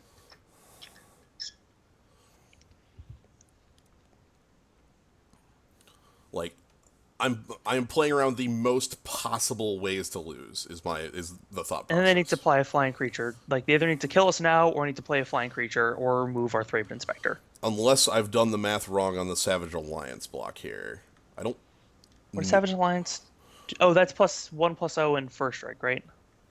No, it's trample and like 1 damage to my team, which I'll take 3 from. Oh, Okay, that's right. okay, Yep. so it's no, like I played around that right. I was sitting here thinking, I'm like, did I not play around Savage Alliance? Like, no, I go to 1 They from chose Savage the Alliance. Topplgeist. Okay, so here's an issue. If they have a way to kill Thraben Inspector, like with a neck snap, I lose. I might just. Do you? Because you can still tap that vampire down. He gets back the Oh, that's right. That's right. Brazen Wolves. Then you'll have the Courageous Outrider, and you can tap down the wolves. Right? I'm not going to. He could have Blessed Alliance. He could have. Hmm. All right, I'm going to play Courageous Outrider. Okay. So again, I'm playing around as many tricks as possible here.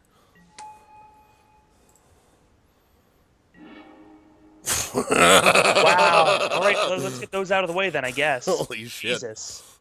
All right. So that would have gotten us up to our what would it have been? 11 lands on top of our top 22 or top 18. Yeah. Nice.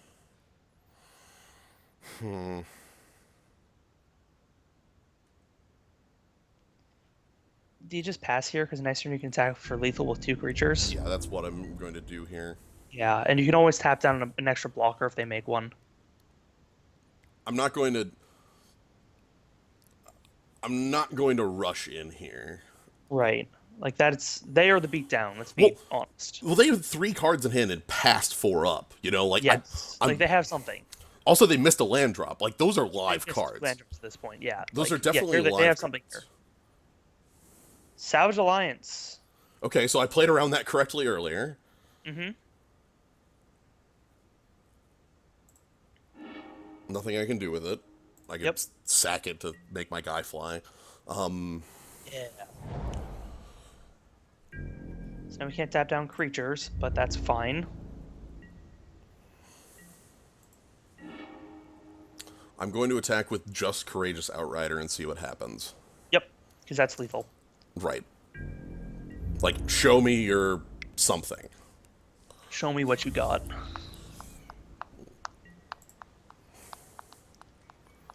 Like, I assume you have some sort of. You did Yes, have. second Uncaged Fury. Hell yeah. What's your final card in hand? They got it all. Alright, so let me just drop, Desperate Century, and that's fine. Well, more so because I can actually turn it on. I can just sack it to make it 3 power. Yep. which I will do at end step. It needs delirium.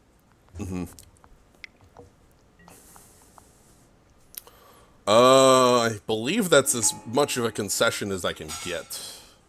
Yeah.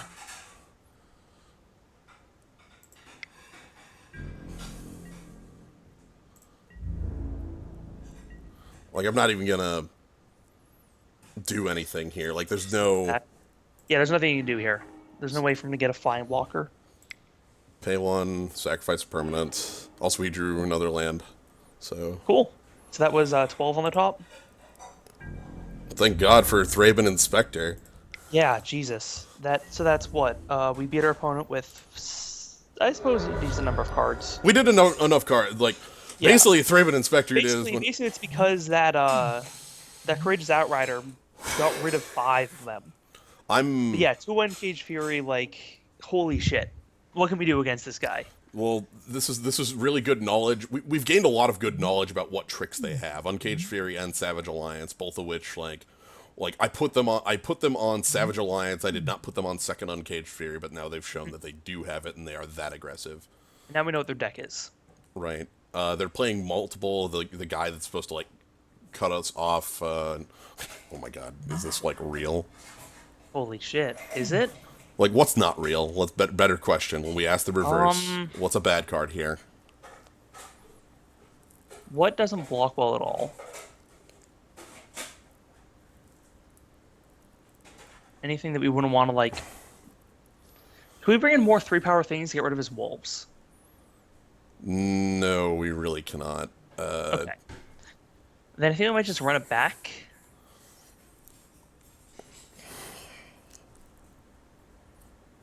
Like, our options are Geist of the Lonely Vigil, Unruly Mob, Iron Rights Cleanse, and Give No Ground.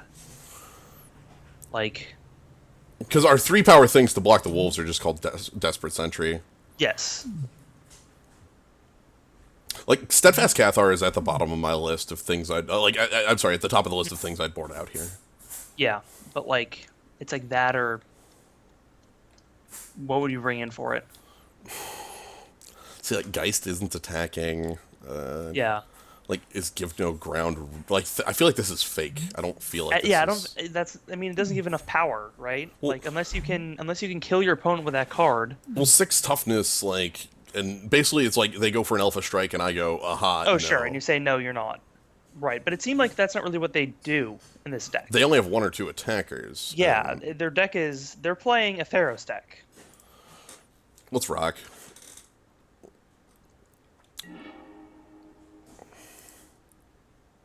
I think we have to maul.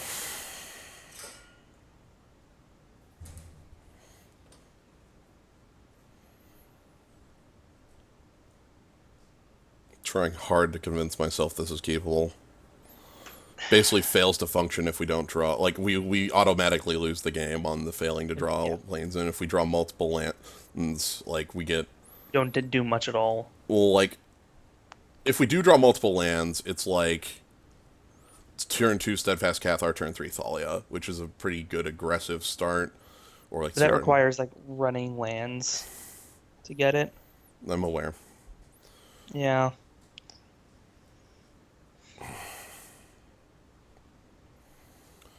And this isn't a deck that gives any quarter. Like, our opponent will run us down. My advice is the mulligan, but it is your decision.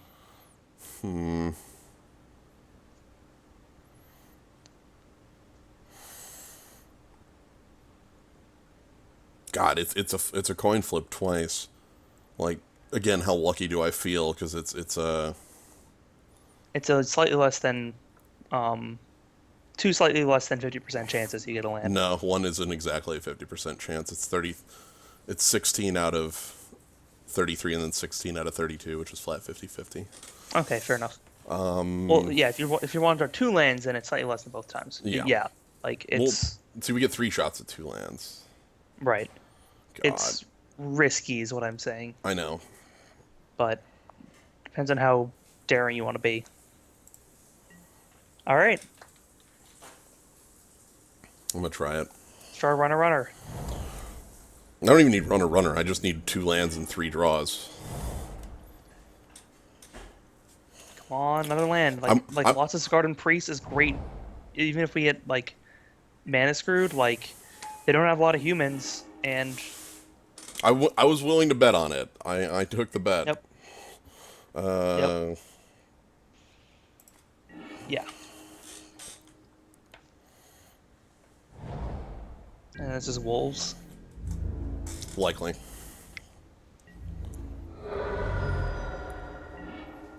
Okay.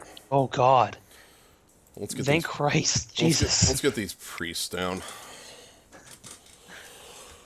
Our opponent didn't play a 3. That's nice. Yeah, right. Like maybe they have some. Nope, they had nothing. They had nothing, which means that they're all combat tricks right now. That's what I'm feeling. Unless they play a 4th land and like a... If they start doing the like vampires that keep our lands tapped, that's gonna be a Oh bit God, awkward. we're done. Okay, Fiendbinder. All right, that's fine.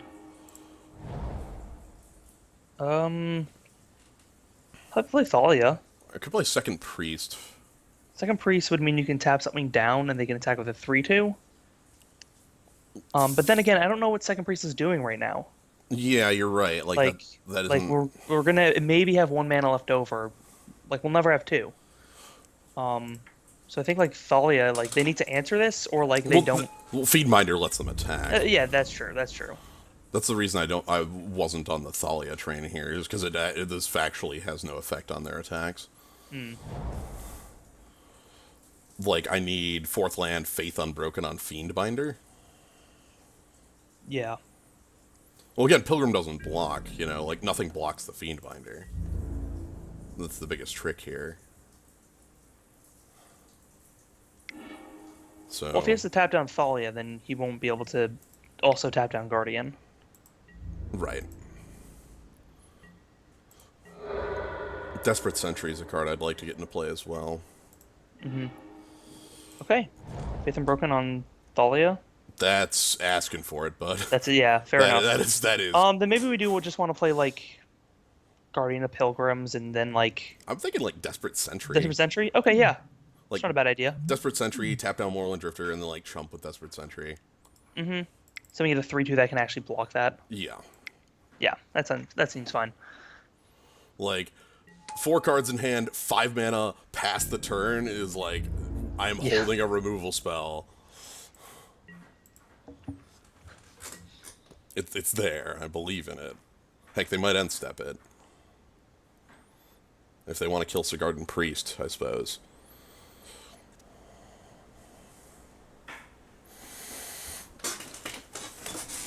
I do like getting these Desperate Sentries down because I can actually start doing some good blocks pretty quick with them, you know? Mm-hmm.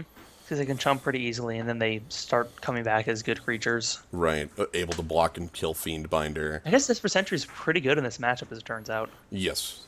Like, Chump just as a chump block and then trade. Right. Or if it's later in the game, 4/2, that becomes a 3/2 on death. Yeah. So Hell yeah.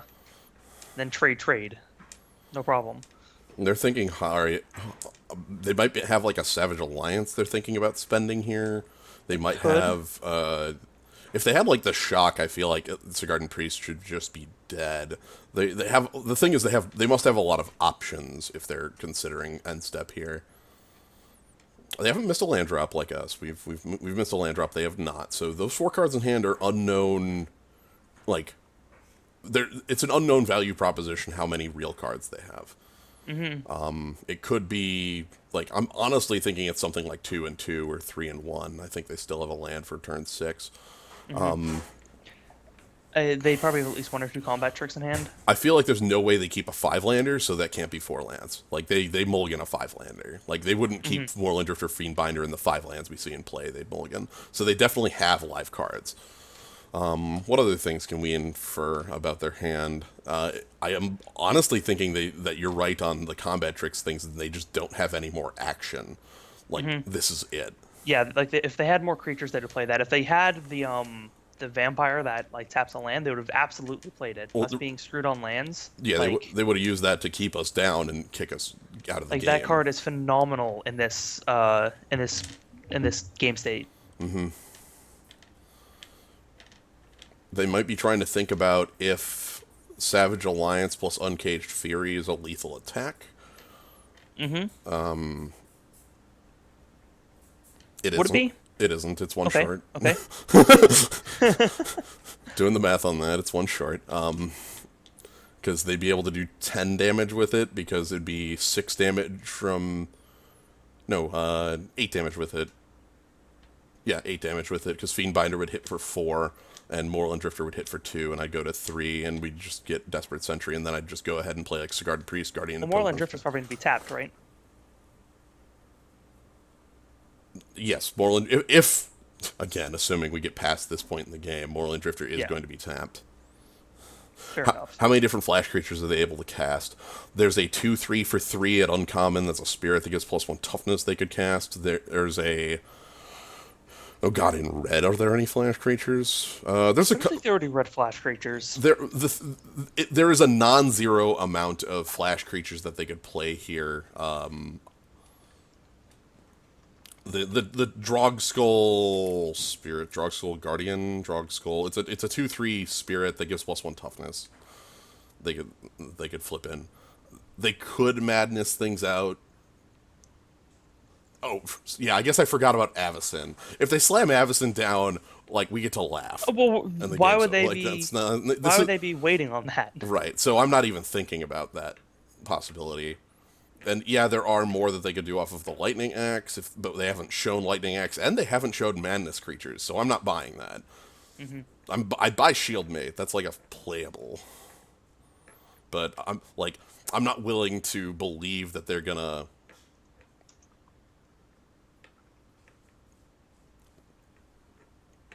Like, they're gonna bust us with a Madness creature.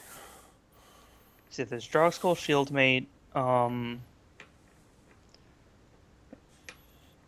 Scar's Age doesn't actually do anything. Yeah. Yeah. So there's that. And then everything else is other colors or, like, cost too much for them to cast. Harry's Rat's a sorcery, right? Also, yes. Also, I would be 100% fine if they, like, did that. Because that would be, like, discard my hand to wrath your board, and then I would just go ahead and make a new board. Yeah. They had 3 minutes of time on me, yes. Mm-hmm. And now they're below us. Are they still here?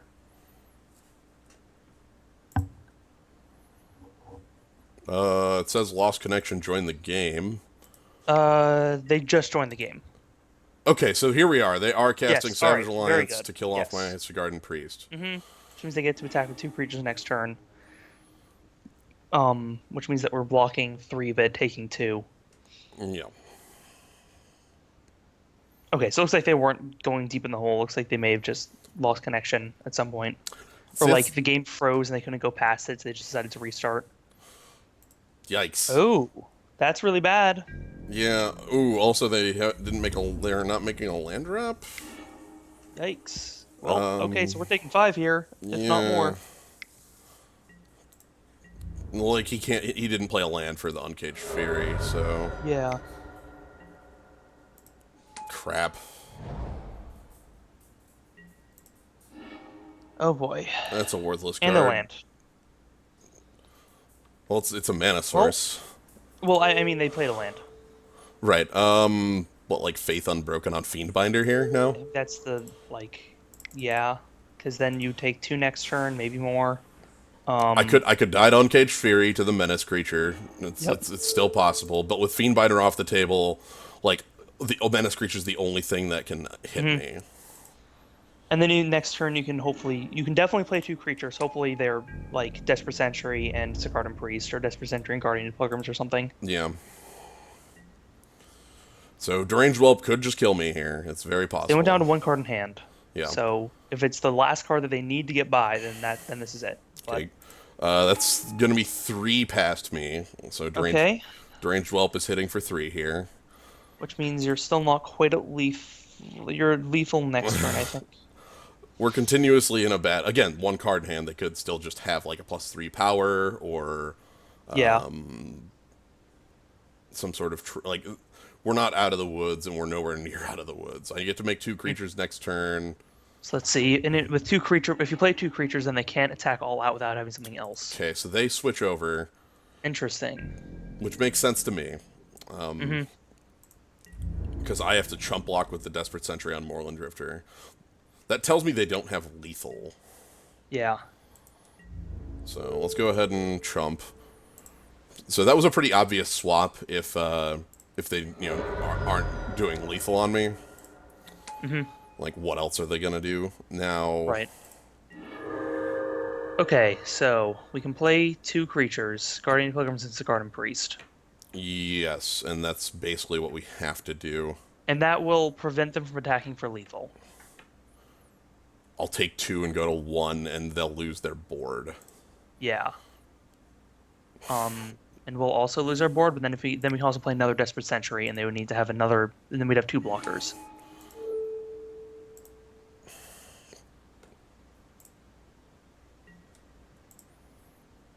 Of course, they still just have 4 mana up, so I mean, who freaking knows? Yeah. And then if the Garden Priest can survive the turn, which you know is possible, yeah. I mean, I'm blocking. then we can tap down the Deranged Whelp. Right. The hope here is that I just am going like trade. Yeah. Okay, they're coming all in. So they could have the +1 power. There's like 1,000 tricks they can have here, and I can't actually make blocks enough to live like fully. So we just have to do this. We would need a 4th creature to like block everything, so we just have to hope they don't have it.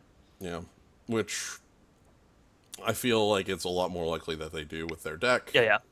Like survive the night or a +2 power. Borrowed Grace. Yep. Trumpet Blast. Trumpet Blast is enough to kill us. Because I can't make the block on the Whelp. It's not a legal block. All right. So, let's hope we don't get a 1-lander that we attempted into keeping. Yeah, basically, is Geist of the Lonely Vigil actually like usable here as a blocker? They had a lot of 2-drops, like 2/2s. Yeah, they had a lot more. Yeah, I think that's a good switch. And then like late game maybe it does something.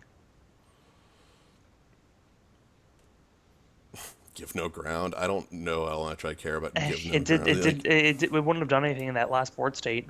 Like we needed to play creatures a bunch there. I don't see the game ever going long enough for give no ground to be effective. What would you cut the fragment? Let's just do this. Okay, fair enough. Yeah, that may save us. And cripple the fragment probably won't. What would you like to go first? Keeping. Yeah. Hey, Soren. Like more 2-drops or another land is fine. Yep. We have a lot of live draws. And also, like, this is a spirit for the Apothecary Geist. Oh, that'd be great. Okay, cool. So now we're on for turn 3, hopefully turn 4 as well. I don't like Iron Rot Cleansing. I'm not going to board in that for 1 card my opponent has. We would want to trade here. I don't believe he takes it. No, probably not. Like 3 mana up? Come on. Yeah. Yeah, okay. I'm fine. See, the trick is I'm also fine with it because I have, like, a lot of follow-up. Like, I'm fine not gaining the 3 life. I don't have to, like, always have all of the... Right. Brazen Wolves, alright. See, this is good because I get a double block with the Apothecary Geist and the Desperate Sentry if I want it. Yes, and they can't just kill it off. Unless they have a combat trick. Like... How bad does it look if they double strike it and we double block? I get it. It's a 1-for-1, effectively. Yeah, fair enough. Yeah, fair enough. And it's their whole turn, too. And they're not, like, dealing 10 damage with it? I could, like, pass and then try to give no ground next turn to do it, but... I'm going to have a blocker anyway, so I'm going to allow a trick to get the Geist a 1-for-1 if he wants it. Because I have Desperate Sentry, I feel okay with this block. That can still, there also, it is. it burns an Uncaged Fury, not doing 20 damage. And that's like how we lose this game. Like we lose this game with Uncaged Fury to our face for 10 damage. Yep. Do you have a land drop? No. Okay. We do though. We're getting pretty close to that Sorin. 1 turn off. And that Sorin can just kill the Brazen Wolves. Unless the Eldrazi Horror does. Yeah. Well, does he just attack into the Eldrazi Horror if he doesn't have anything? I'd assume so. All right.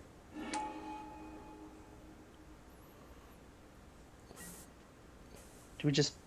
Oh, we have give no ground. Yeah, I can kill it 1 for 1 if I want to. The question Yeah, is, do I want to?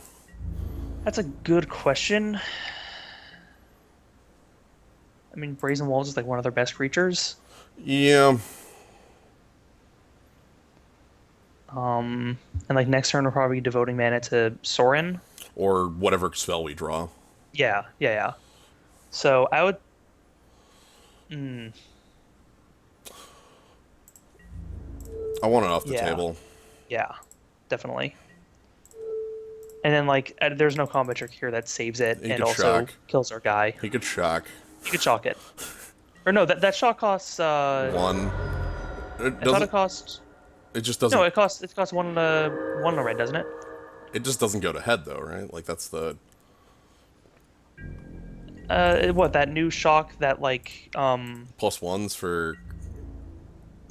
plus once reached in the yard? Yeah, I believe it costs 2. I don't think so. Let me check that. You should look that up. I feel like Galvantic Blast is 1 and it from memory. Does contain okay, and color is red. And type is instant.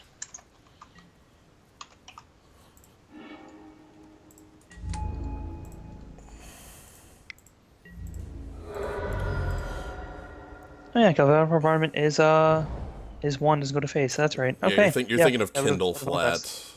Yeah, right. Oh, that's right. Kindle will go to face. That's right. Oh, Basically, we tapped on our swamps. Now we can't do. yeah, we can't play Sorin on a top deck, even on a top deck land, which means ooh, time for Thalia. Hey, that's fine though.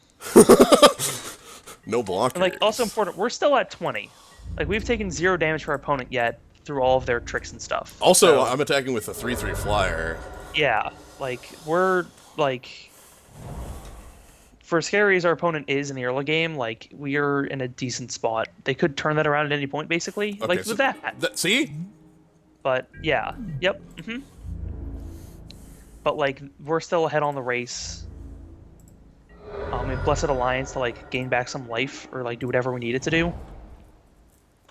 And just play Sorin to kill a creature. Unless we want Sorin to start drawing.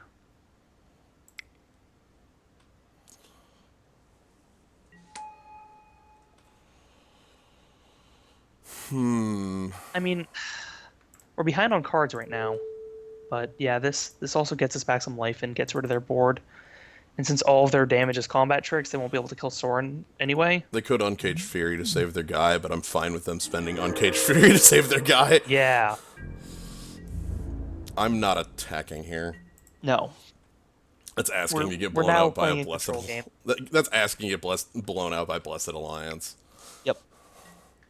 All right, I'm fine with that. And now we've already, We already used the swamp, so who gives a shit? Yep. We'd have 0 use for that anymore, so tap it all you want.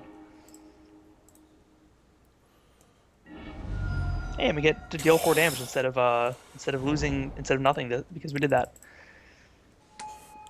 And we get a 3/4, which is an incredibly powerful body on the board. And yes. well, we passed 2 lands. Yeah, fair enough.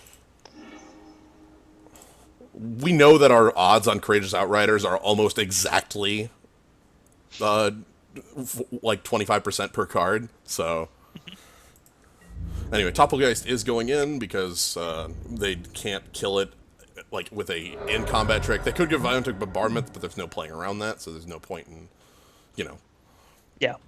living in that world. I have Blessed Alliance in case everything goes wrong here. Like they go remove my blocker, plump the Innkeeper, kill Sorin or something like that. Subjugator Angel. That's part 1 of that. Anyway, Yep. this game's over. I have just won based on that play. Yeah. Because they're going to attack with Sentient Innkeeper, right? And then I'm going It's Sorin. Then I'm going to Blessed Alliance with target opponent sacrifices an attacking creature, target you. And then I'm going to -3 to kill Subjugator Angel and deal 6 damage to my opponent. Yep. Good game. So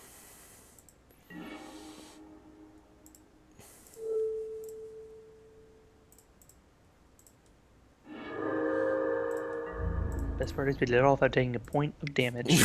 We did take Or some. no, we took 3 damage. We took 3 damage. That's right. We took I forgot Soren restored us back to 20. Yeah. So Soren gained us 6 life. Okay. All right. So that is the end of this one. That moves us into the finals of the 8-4. I'm good with that. Yeah. It turns out picking a Soren is like more than just getting 3 tickets. Also weird how this card is like powerful against aggressive decks. Yeah. So anyway, we're moving straight into the finals. So right.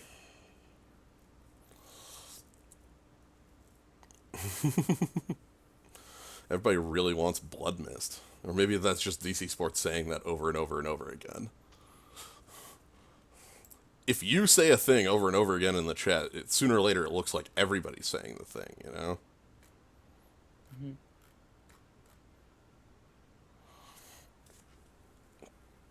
But yeah, so this is the Arlen Cord deck, right?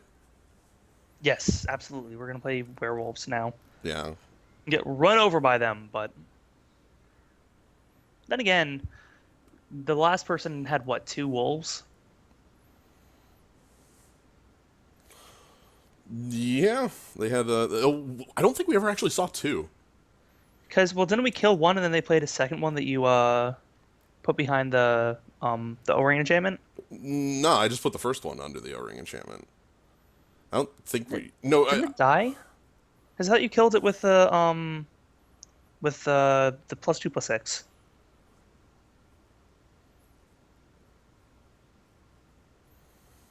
No one ever saw one, huh? Yeah, I think we saw 1 in every game.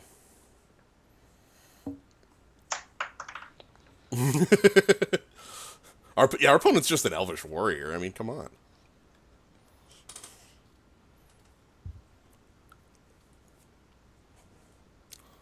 They're not that powerful. We just draw 3 damage kill spell.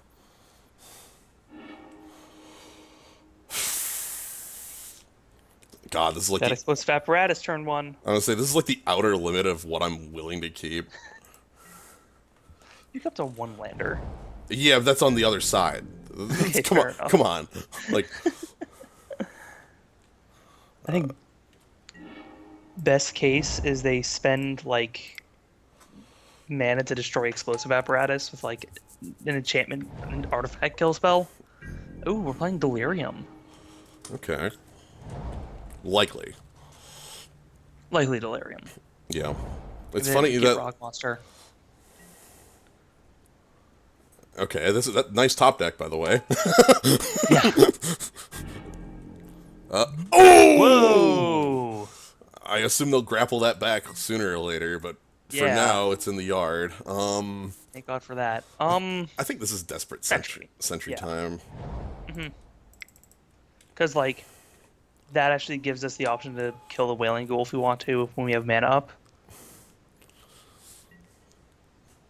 Okay. Oh, wow. Yeah, they're Delirium. Also, oh, boy. Desperate Sentry looks incredible against that card. Just gonna put that one out there. Probably Outrider, right? Yeah. So we're 8 in 29. Priest? Ooh, yeah, definitely. That would, help against the spider, I think. It also means next turn could be Fragment Priest. That's not bad. Also 2 swamps down, which is fine, because we already have 1 swamp, which is all we will ever want. Desperate Sentry gets to desperately hold back. If I kill Wicker Witch, they're at 3/4 Delirium.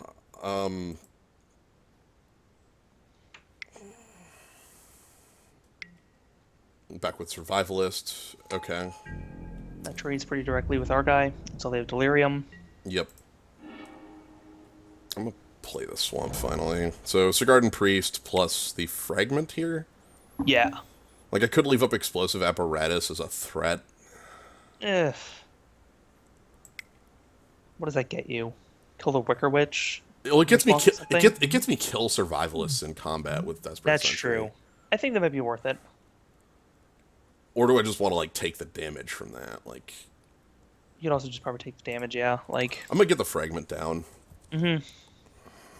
Like, Apparatus for me is more importantly going to be, like, getting us more further towards Delirium. Yeah. Because we have the tools to get delirium already. Yes, we do. Oh boy. That's Who've pretty good. involved mysteries. Alright. I could Inspiring Captain swing Courageous Outrider. That seems fine. That's about all I've got here, and I think that's fine to Yeah. do. Their option would be to Lunar Mantle Courageous Outrider, but I like getting a bit more of a board. yeah, that's a good plan. Yeah, Cryptolith Fragment enters stamped. Yeah, Ironrite Cleansing is, Uvenwald Mysteries is powerful enough for me alone for me to bring it in, but also, like, there's creature targets, too. Critical Fragment is like full of upsides and downsides all over the place. So the trick here with attacking with Courageous Outrider, my opponent could, like, double block with, like, Wailing Ghoul plus Backward Survivalist, but I'm fine with that trade. I'm Yeah. pretty sure Yeah. I'm fine They already with have that creature trade. in the yard. Yeah, it doesn't, like, add anything. It just gets them Plus, we could still Explosive Apparatus. Right. I can Explosive Apparatus to, like, get the 2-for-2 if I want it. Which I feel... Okay, they're just gonna... They're just jumping. They're just jumping because Uvenwald Mysteries lets them cycle that very Right. easily. Also, that creature was basically worthless past this point. Are these human tokens? Human tokens. Yes. They are. Human All soldiers. right. Alright, so let's go ahead and pass. I have a Sigardan Priest.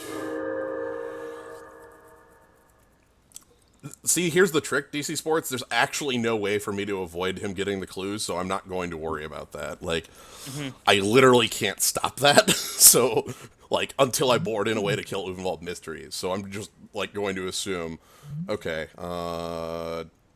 Delirium, pick up Ishkana. Okay. Alright. I understand. I understand. But they are still 2 away from that. Yeah, I feel like I need to be Types. going quick in this match here is the biggest thing. I need to be on the front foot. I think Lunarch Mantle on, like, Courageous Outrider might Yeah. just be the play next turn. I think so. And then just fly them because you have lands for it. Let's tap your Wicker Witch. Right now I can out-mana my opponent. That's real. Yeah, they're still stuck on 4 lands. What do you got here, bud? Now that I've taken down the explosive apparatus, do you have a trick for me? Oh. Oh, Alright, you just have a flat kill spell because that's how magic works. Alright. sure. I didn't actually have a way of avoiding that even with explosive apparatus up, so there was no stopping clear Yeah. shot from occurring there. Now, here's a question. Do we want to just jump with Desperate Sentry just to get a better creature? Is he attacking with it? I mean, I would think he is. If he's attacking with it, I'm double blocking. Fair enough. Because that kills both of it. That kills it. Okay, so that's instant in yards. Now he's up. Almost, he's like 1 away from Delirium. Yeah. So if the Wicker Witch dies, then he's at Delirium. Well, I don't feel like I'm going to be killing that anytime soon. Yeah. Yeah. Anyway, let's tap Cryptolith Fragment. I'm the aggressive player here. I value our life totals being low. I'm going to go ahead and Lunarch Mantle. Yep. On the Inspiring Captain. Yeah. So, Lunarch Mantle, Inspiring Captain, and I'm not even going to try to fly it this turn. Yeah, because he's out of mana, so who Well, cares? like, if he chumps with Backwoods Survivalist, I've removed his literal best creature. Well, right, and there's no way for him to like get you with that. Yeah. I think at this point, if anything happens to the Inspiring Captain, we probably just sacrifice a land in response, right? Uh-huh. 100%, because that gets me very close. It gets me Delirium if I sack the apparatus. Does he? Yes, because Lunar Mantle goes to the yard as well. Yep. Okay, so he's going to mill 1, which gets him a creature. No change. Groundskeeper. That makes sense in that. Ooh! Oh, look at that boy. Boy. With Uvenwald Mysteries, that's quite the thing.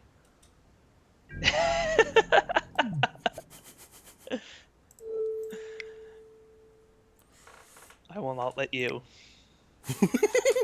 Also, I've got, like, this life drain apparatus going on. Which is Yeah. nice. I like that I have the best answer to it in this tapper. Now, in this scenario, do you just... I guess you can chump an explosive apparatus it. If he attacks. If he attacks, yeah, I'd consider that play. Let's see what he does. He wants This is some... human. Draws a card. I might just actually factually chump and allow the chump. Yeah, that's fair. He's a sorcery or one of those enchantments hitting the yard away from that backward survivalist being a 5/4. Yeah. If he can kill his own Wicker Witch... Okay, so he can kill his own Wicker Witch next turn. Unless I kill that now. That might be worth it. Like it's just a clean kill here, right? It is a clean kill. I also kind of don't want him to... Yeah, I'm going to take the clean kill. You don't want it to make all of his humans into Eldrazi's. Yeah, weird how that is. Taking the clean kill. He gets the investigate, but he always was getting But that. he can't use it this turn anyway, so that's good. Oh boy, yeah, we can definitely sacrifice lands. No problem. Which we do, right? Because we want it to not get immediately double blocked. Yeah. So we go ahead and just fly on in. Good news is if our opponent starts gaining back, like now that they're below 10, if they start hitting back at us and get us below 10, then we all of a sudden have a 4-power flyer to attack with. Yep. All right. So let's see if they get the mill here. Correct. Why does it not say card type number here? It doesn't show up until there's a card of. Oh, until card of Delirium is I on was the gonna board. say I think you're lying. Huh. How about that? I think that was how it was, and then something changed for no reason.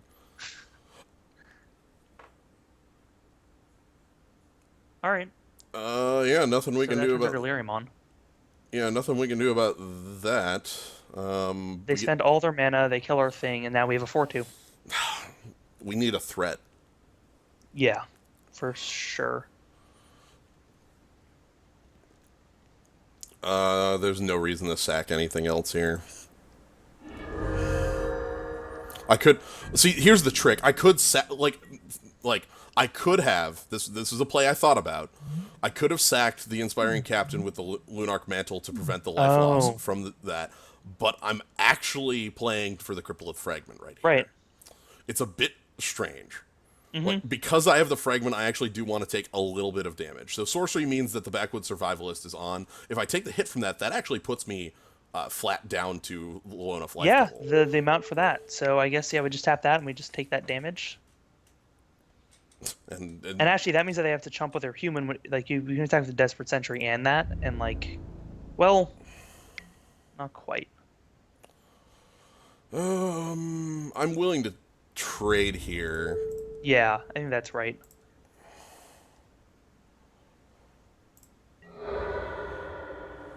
I trample over... 3/2 you can attack with.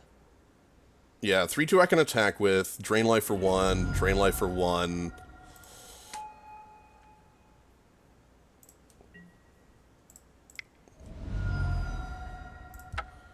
Yeah, it's fine. Oh, boy. You're correct. Next turn he gets back Ishkana, and there's little to nothing we can do about that. Does he have mana to play it and get it back? Yes. Well, no, he actually doesn't. Sorry. Because it costs him 3 mana to get it back. Yeah, it's 3. I thought he had 7 lands. He only has 6. Because it's 3 to get back. He gets back a land in Ishkana, and then... Yeah. He is getting very close to being able to, like, make that Westvale Abbey exist. Or flip out, but we can deal with it if he does, so... Yeah, just get him with everything. I'm willing to attack in and allow Wicker Witch to hit me. Okay. So yeah, he can't Ishkana. He can, sack the thing to get it back, but that probably won't be till end of turn. What else do they get? Splendid Reclamation. Yo. That's good. That's a cool one. Okay, so now I'm going to get the Cryptolith Fragment flipped, which is what I'm... That's what I'm actually after here. It'll be tapped, but... No, it won't. Wait, does Cryptolith Fragment untap when you... It untaps on your untap step. Well, right, but won't you be at 11? Oh, because he can attack with that, unless he chooses not to attack. Unless he, chooses not to attack with Wicker Witch. Nah, okay, cool. Sweet. Alright, and that means that he's dead, oh god, so soon. Right. So what does he have, is the question. How powerful of cards does he have left up his sleeve? I'm Is he running just low. sacking the crop sigil here?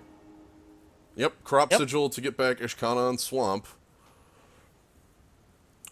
I'm And happy. then I'm like, sorry, he sorceried that? yeah, I guess he wanted the land drop.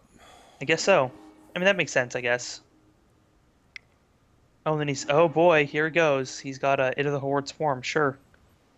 Okay. So yeah, he's got plenty of things for that Westphal to eat up. Or he will have plenty. Will, yeah. So Ishkana comes down. We'll still win. It's fine. Okay, okay, So I here, believe you. so here's the because our opponent's going to go like, I guess we'll let it play out. So, because he doesn't have enough mana to actually make Westphal Abbey happen. That's he taps out for it. You know. Yes. He'd need to make 2 anyway. We use Cryptolith Fragment here. Bring our opponent to 7. Untap. Yes. Yep, exactly. Yeah, I see it now. Because now it attacks for 4 this time, attacks for 3 the next time. So unless he can gain life, Yep. then he loses. So let's go ahead and put our blocker down. We'll use Sigarden Priest on it. Aurora of Emrakul hits for 4.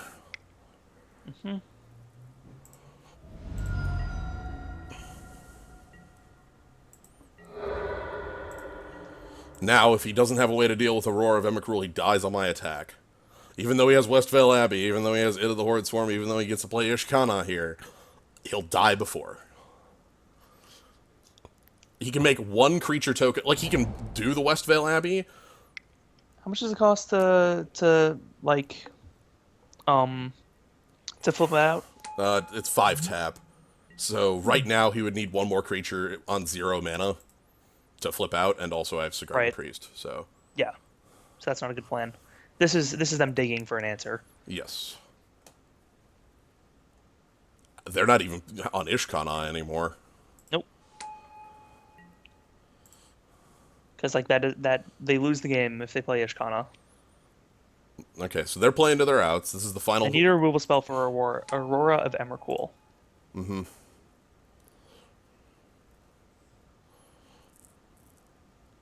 Okay. All right, I'm very happy to see my really weird play of taking damage from certain death vindicated. I thought it was weird at the time. It was a bit odd at the time too, but I thought that this was the only way we were winning. Yep. And it So- kind of was. All right, this is like the glue that makes their deck work. Yeah, so we need to go fast. Yes. Go faster next time, which we can hopefully do because we had a very slow start that game. Is it worth bringing in Iron Rites Cleansing? I think so, because there's so many real Yeah. targets for it. Yep, and that stops them from getting an enchantment in the yard. Yeah. So what's bad here? Exiles.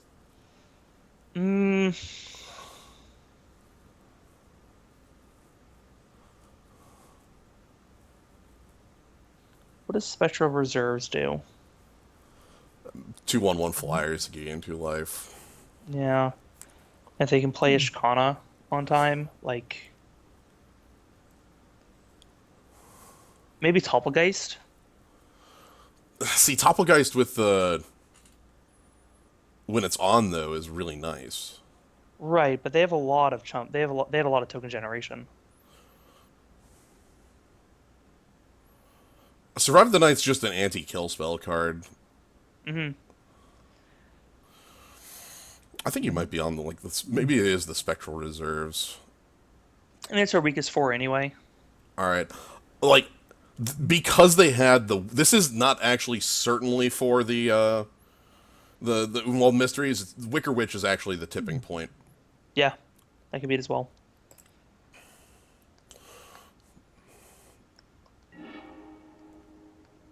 Topplegeist is kind of a way around Ishkana. Oh boy, this might be our first mull of the game of the draft. This is way too. This doesn't do anything. Oh, I'll keep. We have a Scry. Yeah. We have a Thraven Inspector. Yep, I I agree have with that. I have faith in Plains on the top Yeah, of our we library. got there. We got there. Turn 1 vessel. Turn 1 vessel. Nah. I have faith in Thraben Inspector plus like Steadfast Cathar onto. Mm-hmm. Oh boy. Oh, oh man, that's really good. Like not being able to make a bunch of tokens to stop us from getting in. Yeah. Like, who cares if you play Ishkana? Like, they enter tapped. So I don't want to play the Sigardan Priest because I'm not actually in a world where I want to tap my mana. Oh, and Westvale Alley enters tapped. Yeah, it does. Westphal Abbey. So the hope would be third land for Thalia on the top. Obviously. If you don't see one, do you sack for Clue? I don't think I'm that hard up. Okay. Probably just in with the Thraben Inspector. Yeah.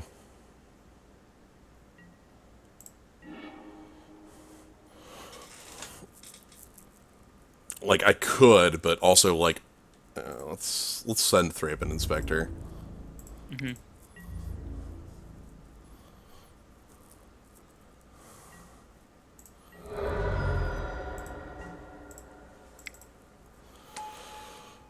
Yeah.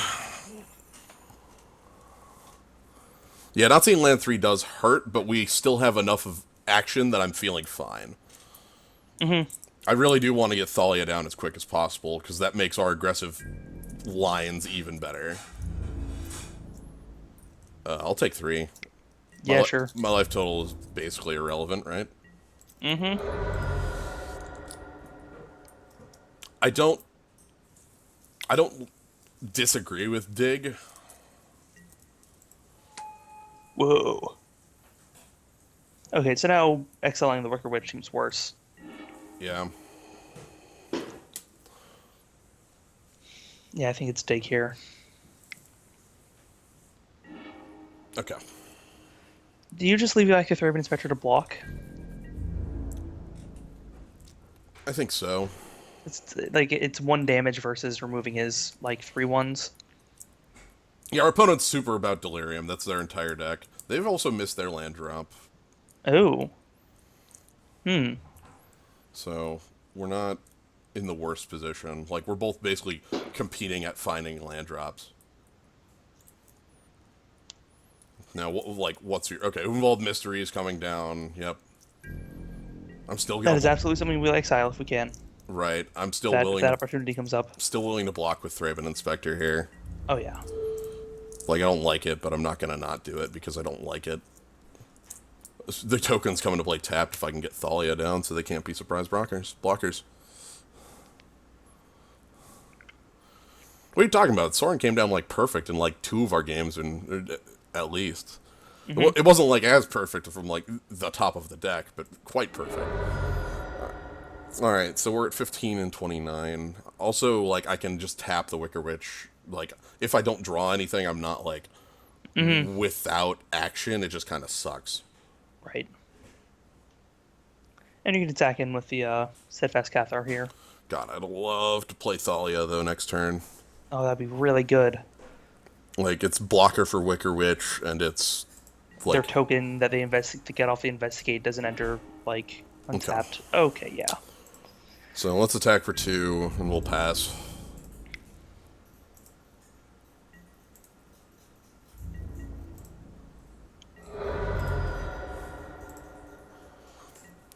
Well, we haven't been screwed yet, so this is it.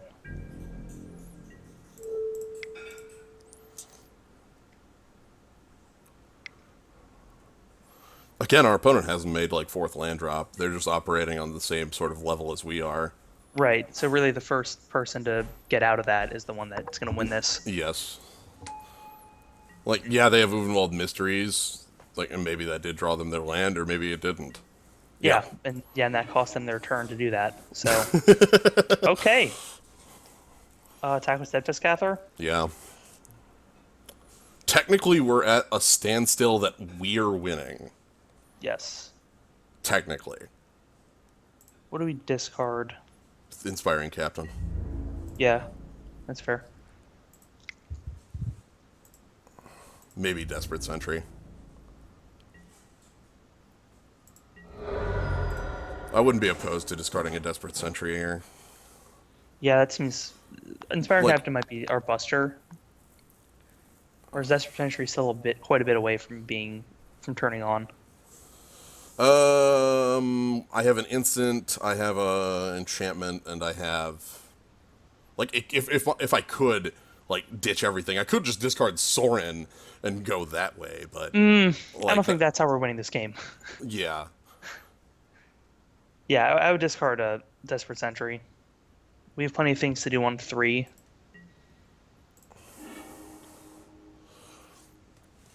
So they get to attack with a 1/1 here. Okay, they got their They fourth. got theirs. All right. I don't know if that's Is that enough to get them out though. Is that like how high cost is their hand? right? And they probably have at least a 3 or drop or 4 drop. Like they could have the Delirium guy here. Yeah, the Delirium guy, the 4/3. Yeah, back Yep. with Survivalist, which is where we need Thalia down.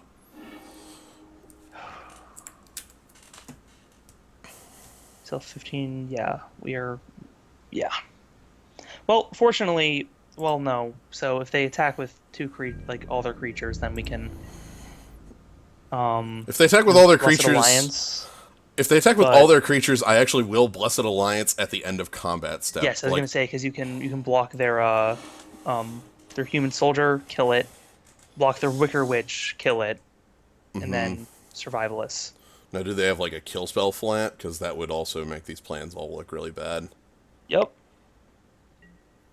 Okay, that's just mill. It could set up Delirium alone. Nope. Ah! It's close, but yeah, probably gonna use those, huh? All right, cool. So do we kill the Wicker Witch? Absolutely. Yeah. Okay. Because that means they have to sack the Survivalists. Come on, give me the free 1/1. Come on, give it to us. So, block. Well, we trade here because that's not getting in anymore anyway. Yeah, the Wailing Ghoul. Like,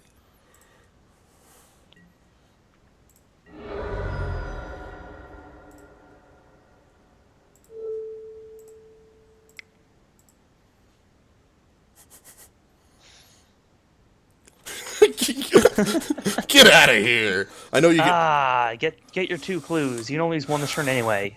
Yeah. Now, hopefully, now if they're, we need to land so bad. We've needed a land so bad for quite some time. Yeah. So they get their Okay, they're just 1/1. making one now. And they. Trying to find a land drop, which they probably will. Yeah, I'd say the odds are in both of our favors to see a land drop. Oh, Alright. Jesus. Okay, Alright. we're in it. Thalia down. We have a chance. Yeah. I love how it's just like both of us are like not finding the lands we need to get things rolling. Like there are 18 cards to the top, and they've seen 6 lands. We're 15, and we've seen 3. They're gonna keep digging with those clue tokens. Nope. So we're up to 9 cards in hand, which means even if they have a land drop, like if they have a land drop, they could conceivably also get down to 7.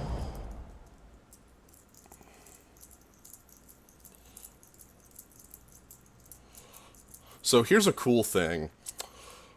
With Thalia around, I don't have to worry about him just top decking the Abbey and killing me. Right. It's a very, very important thing. Well, you got clear shot? Oh, that'd be really good. Oh, of course they do. And that turns on their Delirium. Yikes. See, the thing is there, I actually dislike the play. Yeah. You attack first. Yeah. You body check, and then you try to, actually, well, I guess if he really wants the damage, it is better to do it that way. God. I'm thinking, like, Courageous Outrider, or, like, Inspired Captain. Just as a big creature to get down. Let's get a big guy on the board. 7 cards in hand on And we're our probably going opponent. to see all lands on this one. 3 lands and a thing. Yeah, 3 lands. Sure. Sure. And a Cryptolith Fragment. 2 lands of Cryptolith Fragment, which we don't really want in this board state. I was gonna say Cryptolith Fragment actually has problems here because like getting our opponents down to low enough is a problem. Yeah. Okay, so they don't really have good attacks anymore. They're probably gonna have enough land. Yeah, they're up to 6 lands, so Ishkana, Ishkana, you Ishkana, got it. Ishkana, Yeah, there it is. Ishkana. Like, I know how this goes. I've played Magic before. Your opponent just top decks the card that's best for them. It's how this Yeah, man, crop sigil, great. it's how this functions. All right.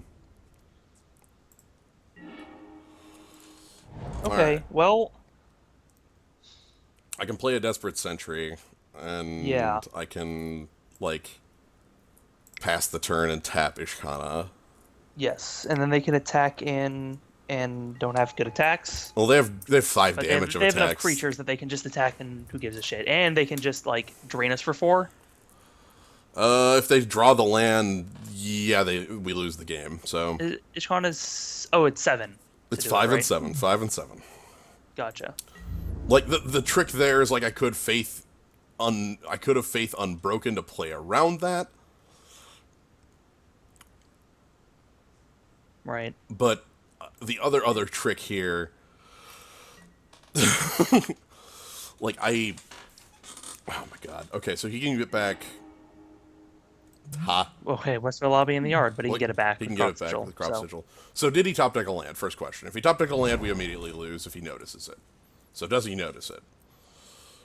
We should immediately lose this game. yes, we should just be dead. We should be dead as heck.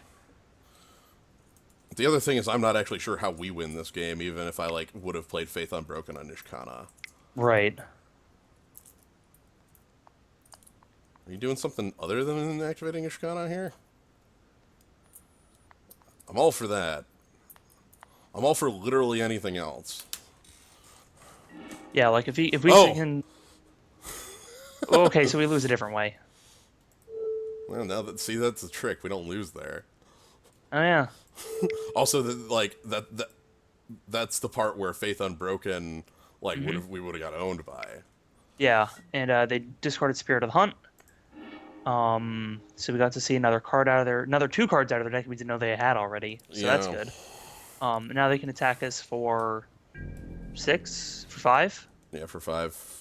And then if we can top deck a land, we can Sorin and -5 the Ishkana and go back up to That's 6. that's not enough, though. The trick there is that our opponent, Can make a human and oh right. Oh wait, crop sigil needs another mana to get something back right away.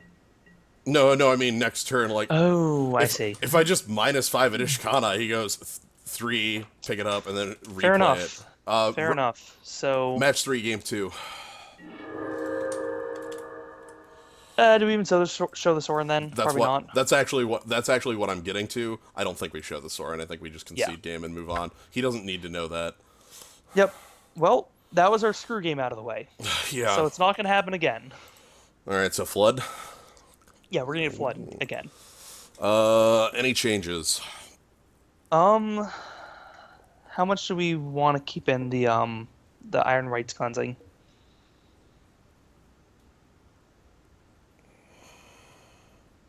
I think we want to keep it in because we saw the Second. Wall Mysteries again. Also, the second Wicker Witch. Yeah, that's fair. There's a lot of targets for it. I think we keep that in. Then I think we don't change anything else.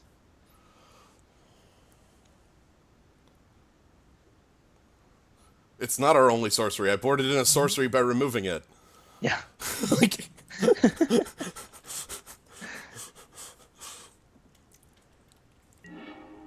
yes, I'd like to play first.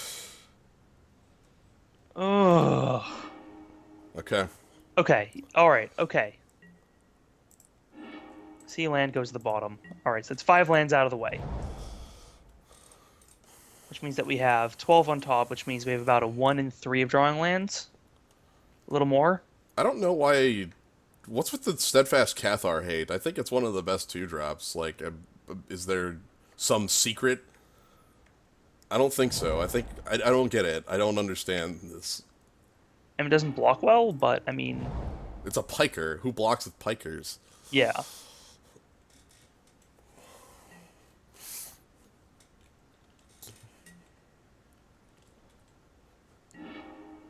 Hey. Really cool. Okay, that's a good thing to see go in their yard because creatures will go there naturally. Also, it would have been a 2-drop. Mm-hmm. Okay. So it's a groundskeeper. Okay. I like the curve. Yeah. All right. This is starting to look okay All right. because we So, can dig past more lands if that happens. well, I'm waiting for the clear shot. You know, that's how this works, right? Well, yeah. It's a clear shot 100%. Unless they only have Westvale Abbey in hand. Well, they can still play clear. Nice! Nice! Nice! Well, if they had Yeah. Westvale Abbey in hand and that's their only land, then it would enter by the battlefield tapped. Yes, yes, yes. If it was their only land, Oh, thank God. Unless they have a second one. I don't think Autumnal that. Gloom. All right, they have fucking loaded on enchantments, as it turns out. Yeah. No. And Faith Unbroken. Okay. So we really only want one more land. Yep. Hey. Cool. That's, We put two on the bottom. Great. It's a Also, great thing to get because it taps a bunch of shit. also, it's a 5. Like, 2, 3. Yep. And now they need to start, like, doing shit, or we'll just run them over. Well, the Autumnal Gloom is a good blocker. Yeah, but they need Delirium first. Which they could get. They have a lot of mill. Like, Good. they have Two instants, and yeah. Yep. But they need to spend mana. Yes! Yeah! Enter tapped! Nice 4. Nice 4. Nice 4. Card. RTFC. Nice 4. I'm very... Alright, Wicker Witch. That's fine. It comes into play tapped. Mm-hmm. So I think this is the 5 that I spoke about. The Sigarden Priest plus Desperate Sentry. Yep. So let's attacking.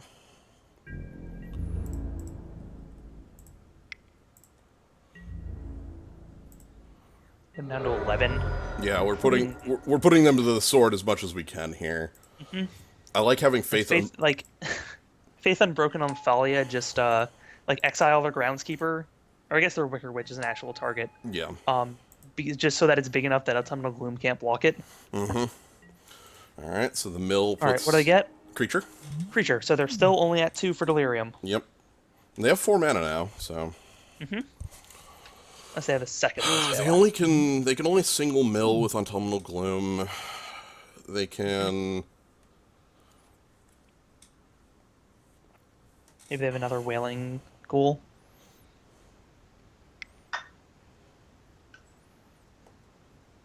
Maybe like that 4, the 4/3. That's fine. Oh, some dogs Okay. I don't care about. Yeah. We can... Yep. And another 1-drop that intercept. Prey Pawn. That's a sorcery. Yeah, so that gets him almost there.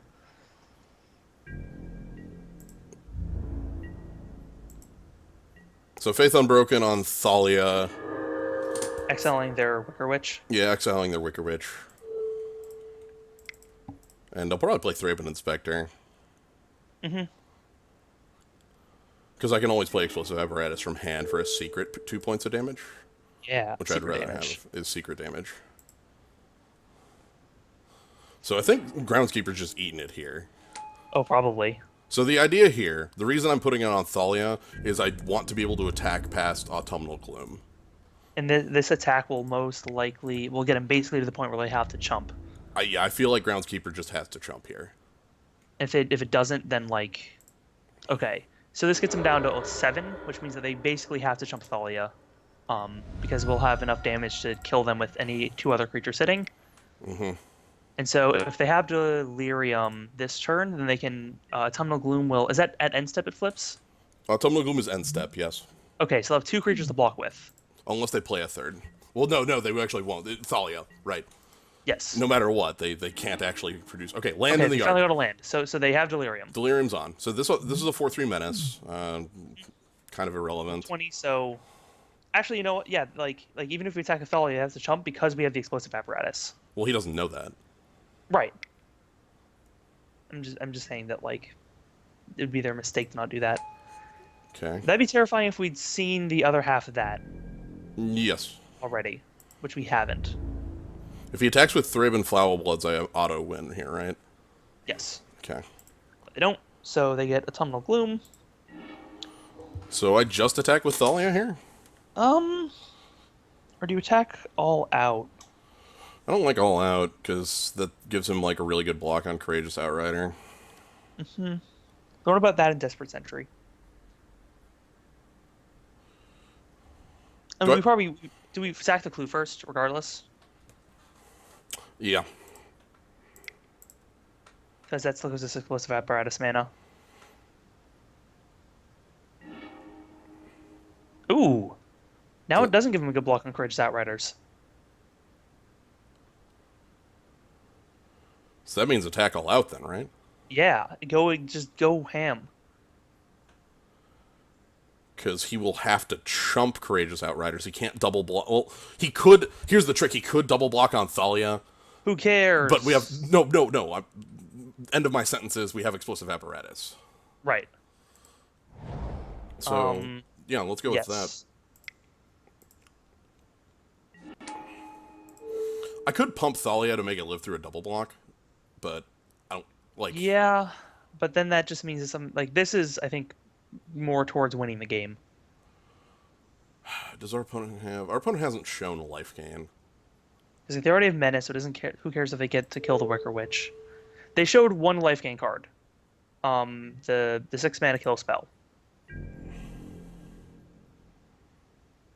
well, they're on 4, so irrelevant. Yeah.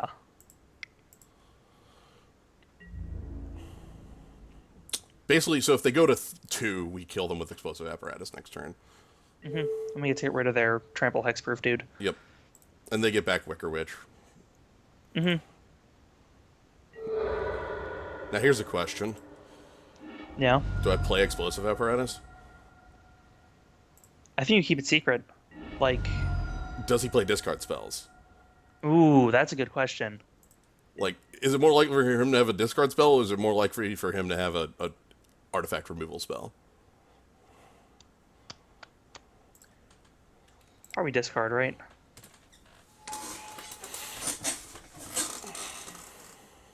And so they need to play another creature, just to have enough creatures to block with to not die, Yes. which they do. Ishkana. Yep. So they So lose. I have a thing. I have a thing here. This is nice. We're gonna take some damage. Yeah, it's fine.